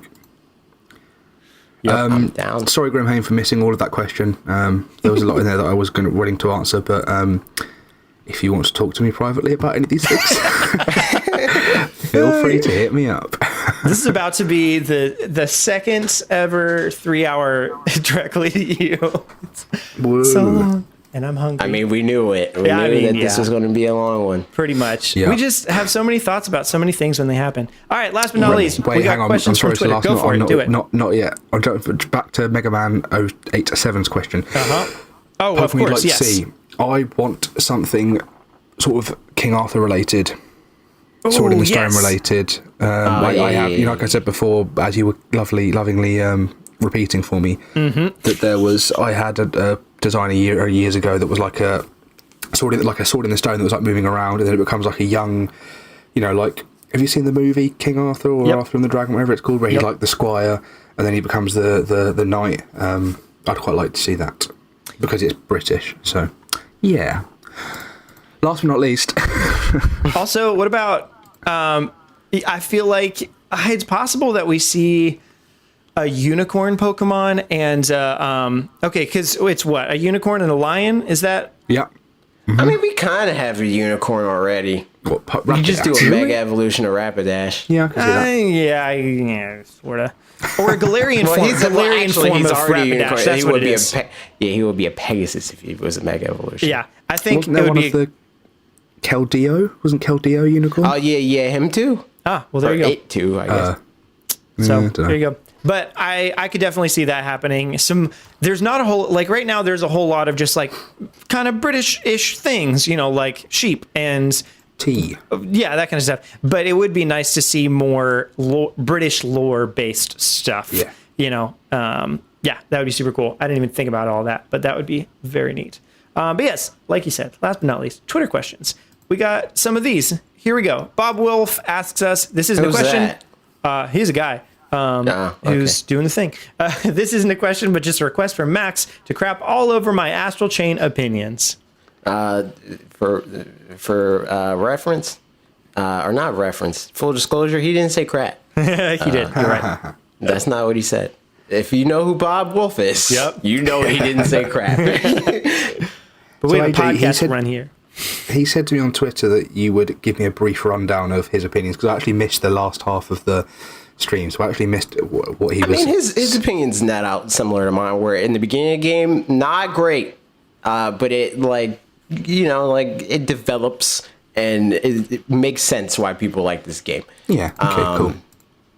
Well, you know what? I'm not going to crap all over your opinions. Mm-hmm. I'm gonna thank you for caring enough about my forcing my opinions on people to ask that question. So thank you. Oh, what a way to turn it around. Yeah. So and that was it. Like, for context for people listening to this, the build-up was very different. He's like, I can't wait to do this podcast because I'm going to like freaking make AJ look stupid and tell him how dumb he is for not liking this game. Yeah, but do you know what happened is you changed your opinion, so I was fine with it. But I didn't change my opinion. The whole time I was telling you that it was like... You know how the opinion of, but actually the game's pretty good. Once you get past that, your opinion was like, nah, it's trash because of this. And then you were like, no, I'll see if I can get past that. See, that's the thing, though. If I had that opinion, it was like, it's trash and blah, blah, I wouldn't even have tried to get further. I would have been like, this is garbage and I'm not touching this game ever again. True. But I did not, because I heard a lot of people like it, and I like Bayonetta 1 and 2, so I assumed that they wouldn't make a 20-hour garbage game, just a 2-hour garbage one. True. Good stuff. Next up, Mystical Ninja starring Duncan asks, am I the only one that was excited about Konami realizing that they have the Goemon franchise? I don't know what Goemon is. Same. But I'm glad that I Duncan do seems to know like it. that's where his name comes from. That's where his Twitter name comes from. Oh, yeah. I mean, Duncan. I know Because it's Duncan, like Mystical Ninja starring Goemon. I like the picture he put with the with the question that's him excited on stream about that coming out. I mean, it's good that someone is excited about this. Because Search for obviously him on Twitter and you'll see the picture. yeah, because obviously the Sans during that stream, the Sans announcement took more precedent, I guess, over anything else. So it's I nice. very much so did not care about Sans being in Well, Smash. like people, at the time of announcing the new costumes, the Sans costume was the big one. So I'm glad that someone got some enjoyment out of it. Yeah. Agreed. Shout out to you, Duncan. You're a solid lad. Yep. Indeed. Next up, John Francis asks, when you saw the Nintendo Direct besides Pokemon, were you excited for anything else? Yes, we were excited for anything. As we've talked about. Are you SNES and freaking... I was excited about Xenoblade. There were a lot of like little excited ones. But yeah, blah, blah, blah. Those things. And then the next one, are you and Parker brothers? I'm new. Sorry. Obviously. Very much so. The most brothers from identical. the womb. You look so much so that we only met in person for the first time 2 weeks ago. It's like a Parent Trap type situation, you know? Yeah. That's what's up. But are you both Lindsay Lohan, or is one of you Lindsay Lohan? I'm Lindsay Lohan. Yeah, but Lindsay I, Lohan on the in other spirit. hand, am Lindsay Lohan. So, Yeah. I knew it. what is one game you absolutely need on Switch that has not already been announced? Metroid Prime Trilogy. Yeah. Although actually, other than that, Batman Arkham Asylum. Because we know that Metroid Prime Trilogy is happening. Yeah. Like that's just a fact. Right. So. Wind Waker HD. I'm gonna say that. Oh, great choice. True. Come on. Pokemon Stadium 3, There my you go. guy. If they do put local PvP in Sword and Shield, It's just Pokemon Stadium. Yeah, which is but awesome. no, give me a Pikmin trilogy because I didn't play the first two, and I thought Pikmin 3 was pretty I've only cool. played the first one. I'd love to play the other Pikmin ones. 3 is really cool. Yep. Yeah, I like Pikmin 3. I didn't play the first two, though. So Yep. give me the other two. Yep. First And one's a also little 3. stressful just because it has more of a time limit comparatively than the other ones do. Oh, never mind. but- Don't give it to me. I don't want it anymore. Cancel it. No, I'm joking. But it's really good. And the music is honestly like, it's one of those things where I wouldn't have thought I'd love the music so much, but I really do. It's just really The good. fruit also looks delicious. That is true. Yeah, man. Speaking of, you know what? You're not even allowed to talk about fruit, Parker. You're banned. I've got my favorites. You know what I mean? You're just wrong, dude. Yep. You're just wrong. Well, I saw something about can't hate a man. raspberries, and I was going to tweet at you, but I don't even remember what it was. we bought. I'm not even going to get into it. Doesn't matter. We bought. Long story short, we bought some raspberries. We were very excited about having them, and then my Ashley picked up the thing by the top, and like it just fell all over the floor. So we had to throw them all away. It was very sad because I was excited to eat them.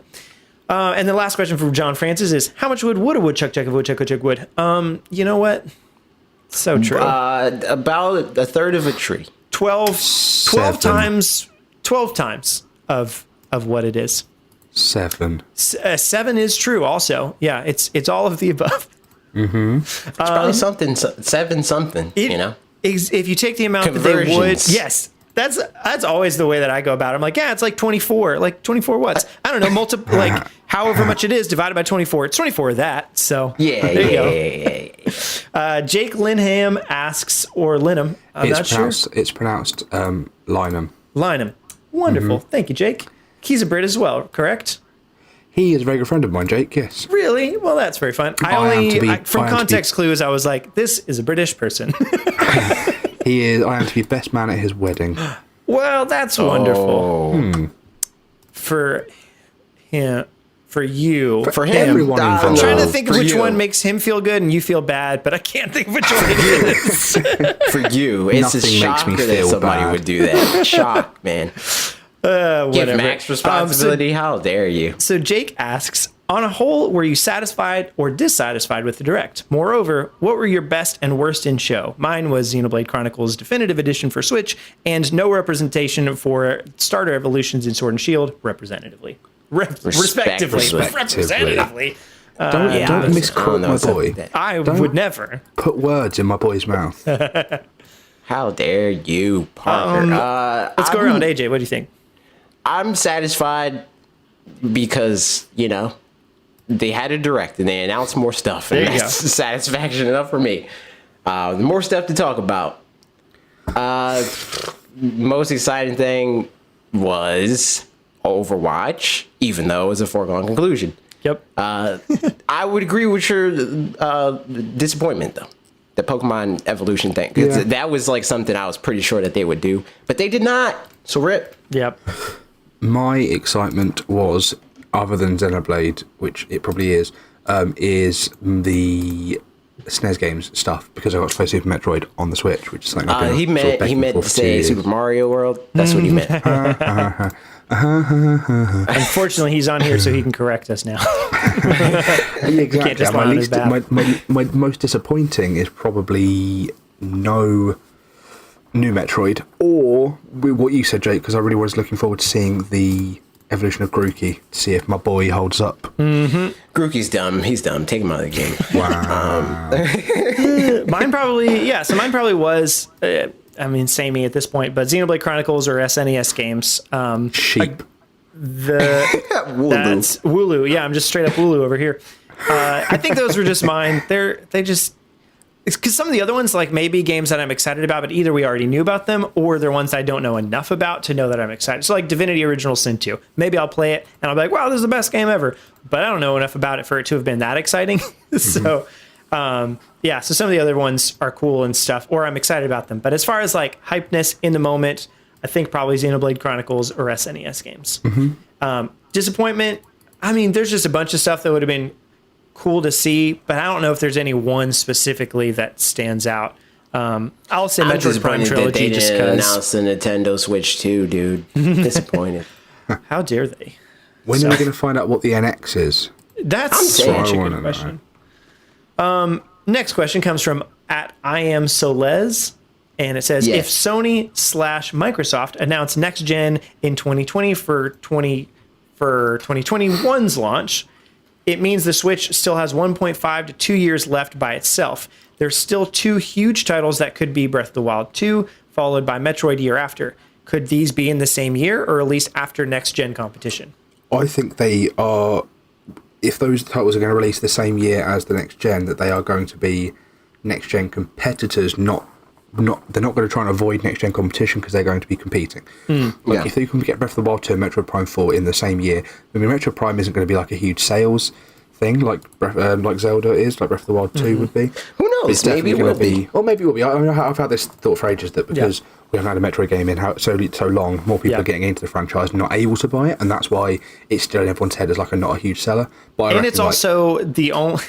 It's been a long time kind of since Metroid's been in a situation where it's been on a console that's selling very well to core gamers. Like, cause I think the thing about Metroid is if the game's good, it could be a God of War situation. Right. Where for a long time, God of War sold okay. But it wasn't like the thing of like, oh yeah, this is going to drop and it's going to sell 15 million copies. Easy, dude. Like, but because of how good the game was, the IP didn't really matter. If anything, it was like a boost to the story itself because you had that context retroactively of like, oh, he used to suck, but like, here's why he sucks, and now he has depth and all that. Especially if they also put multiplayer in the game, like, and it's good multiplayer, and it doesn't detract from the single player. Like, if they can manage to do that, I think that'll do wonders for it as well, because we don't really have a Halo or a Call of like right now we don't have any of that. So some kind of competitive shooter is a Splatoon. Yeah, the thing right. about Exactly. Metroid is it has either the Metroid Prime Hunters thing where it's like there's like 12 different hunters you can choose from, almost like an Overwatch kind of thing, or it has like a Battlefront kind of thing where you can have be the Space Pirates or the Galactic Federation, these two opposing forces that you can maybe like pick classes from, like Battlefront. Right. So there's always like an in theme something they can do without like reskinning a bunch of Samuses like they did in Metroid 2. Metroid Prime 2, sorry. Right. Yep. Agreed. Yeah, but as far as that goes, it's hard really to predict some of that stuff because I mean, I think those games will come out a little bit sooner than we're afraid of. Like Breath of the Wild 2, I could see happening in 2020. I think Metroid Prime. I think we have a more solid idea that's a while, like a while away. I think that's going to be 2022 or 3 at the earliest. Late 2022. Oh, interesting. I was I thinking see 2021. Same. For that. You might see it in 2021, but I don't know. It just seems like it's so far away. I'm kind of hoping that all of the groundwork they had originally, concept-wise, was fine. I mean, and also if they brought a demo if Retro brought a demo to Nintendo to be like, hey, we could be working on this if you want, there's then that has some groundwork, then cool. Then that's a thing, And if Metroid Prime Trilogy is really happening, blah, blah, blah, blah, blah, and that's something they've been working on, then they would have some groundwork even from that, just as far as like maybe engine stuff. I don't know. So it's possible that there's... Yeah, it's possible that there's more work already been done, but we'll see. For more information regarding the state of the Metroid Prime trilogy on the Switch, please visit LootPots.com and watch the latest or listen to the latest episode of the podcast, because Liam and Pete and Pixelpart discuss that exact topic. And it's well worth listening to if you're interested. But I'm not going to spoil it and take the viewership away. So, Yeah, definitely go listen to the podcast, though. It's really fun. They have a good old time. Yeah, it's almost like they should have us on the podcast. I agree. Next on, this one is kind of a question from Max. Here it is. You asked a question on Twitter to some people, and I was like, I don't feel like answering this on Twitter. I'm just going to answer it on the podcast. So you can frame the question however you want to, Max. Go for it. So there's a small debate I was involved in yesterday about whether the Nintendo Switch is current gen, with the PS4, Xbox 3, Xbox One even, and the Wii U, or if it's the start of the next gen, because someone was saying about how Xenoblade Chronicles, you're getting like a 2-gen old game at this point with Xenoblade Chronicles, and I was like, nah, Xenoblade Chronicles is last gen. They're like, what do you mean it's 2 gens old? And I was like, it came out in like 2011. And they were saying, yeah, but the Wii U was last gen and the Switch is current gen or next gen. And I was like, what? And like nobody was having it. Like everyone was just like, nah, yeah, they're right. The Wii U is current gen or last gen, and the Switch is next gen. And I was like, what? So I put it to the audience, and it was like 100%. Everyone was saying it's current gen. So yeah, that's you had a point to make, didn't you, Parker? That you didn't want to. So I think if we have to answer the question, that makes it a little bit like if it's an either or, then that makes it different. Then I kind of feel like the only reason it's sort of circular reasoning, I guess, but the only reason there have been gens, quote unquote, is because there have been gens, you know what I mean? Where like, as far as it's kind of like if there are grades in school, which makes sense, like there's like a system that's set up, you're going to be in first grade, you're going to be in second grade or whatever. Like you could skip a grade, I guess, but otherwise you're going to be in some kind of grade. But then to some degree, if you go into homeschooling, you could almost kind of get out of that where like, yeah, I'm taking like 7th grade English, but 9th grade math or something, whatever, to where you're still in a grade. But so I sort of feel like to some degree, if the only reason these things exist are because the companies have released them around the same times as each other in the past for competition reasons, which totally makes sense.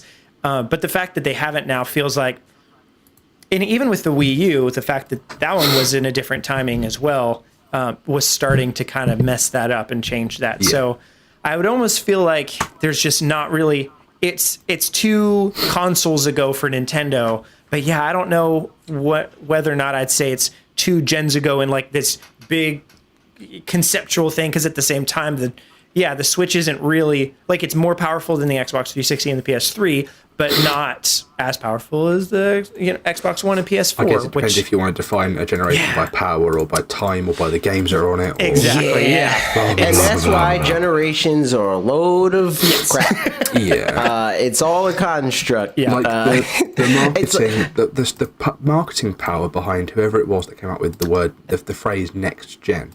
Right, genius, because you get these people that are like, oh yeah, this is a next gen game. You're like, no, this is a current gen game. We're currently like, they came up with next gen to describe the PS3 era, and now people are still using it now to be like, oh, this is next gen. Like, it's very clever.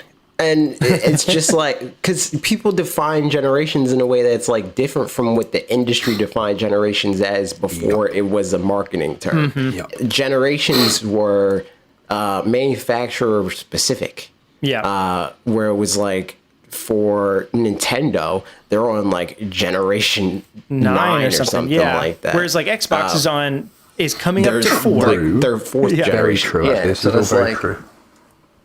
So it's just like it like plays to this weird habit that everybody has, that because there's so much crossover with Xbox and PlayStation, that they then like the stuff that they do that's the same then becomes an industry standard, which is not the same as what legitimate industry standards are, where a board will come together and say, okay, this is what we're going to do. You know, it's not really a coincidental thing. It's just a thing of like, this is what we're doing to keep everything even keel and easy to like, you know, distribute amongst each other. I mean, thinking of it in context of like phones or something like that too, like cell phones, maybe at the beginning of when more smartphones came out, it was like an equal thing where I have no idea the release schedules of smartphones, but at this point, like smartphone companies, iPhone or Samsung or whatever, they just put out whatever their next smartphone is whenever it makes most sense for their marketing cycle and all that kind of stuff.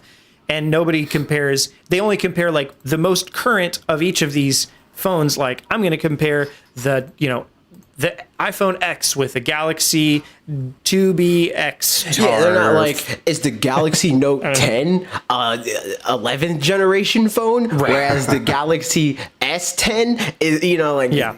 So, I mean, like, I think you can define within... I mean, you can definitely define this stuff as, like, having generations if you want, but it's going to start to become harder and harder at this point. It's convoluted and it doesn't make any sense, because it just doesn't even make sense anymore. It's to not do a it. thing that exists. Yeah, right, exactly. It's but, not I mean, like Blu-ray versus HD DVD, where that was literally a standard that companies backed and said, this is what we're backing, this is where we're releasing our product, etc., etc. So your point is that the concept is dying. I think the concept never truly existed. But people bought into it because of that marketing of like, we're on next generation. Well, and I think just because of the timing of releases, like the fact that the timing's lined up from like competitors or whatever, like just made it very convenient to where like, oh, see, but that's the thing, it never really did. Like the amount of time that like the Xbox was on the market didn't line up with the amount of time the original PlayStation was on the market. Right. And like the Dreamcast existed in like this weird like nebulous like middle generation stuff. Like there's always been like people throwing wrenches in the theoretical generation concept because it just didn't exist. It's like whenever it makes the most sense for a specific company to release their next thing, that's when it's going to happen. Like the PlayStation and N64, like the N64 is actually more powerful than the PlayStation, but but a lot of the issues with third-party stuff was because it was cartridges, so it didn't have as much space as the discs did. So like that was the real problem. But it could run those games. It just didn't have the space for it because it was too expensive to do that. So all that said, like, but it was more powerful because it just came out a year later. So like they had more technology. Funny how history repeats itself, isn't it? How history is cyclical. We come right back around. It's also maybe the point is maybe that with back in the 90s or the early 2000s when people weren't so hot on the internet, finger on Twitter, ready for any announcement, E3 and things like that was probably the only place that they could really like get the console off the ground. So consoles had to sort of release around the same time because they both showed it off at E3. They released at Christmas, and that was that. Whereas now, Nintendo can announce a console in October, formally announce it in January, release it in the March. And they don't need to go through all of that rigmarole of being at E3. So maybe we're just in the middle of a changing landscape. Totally.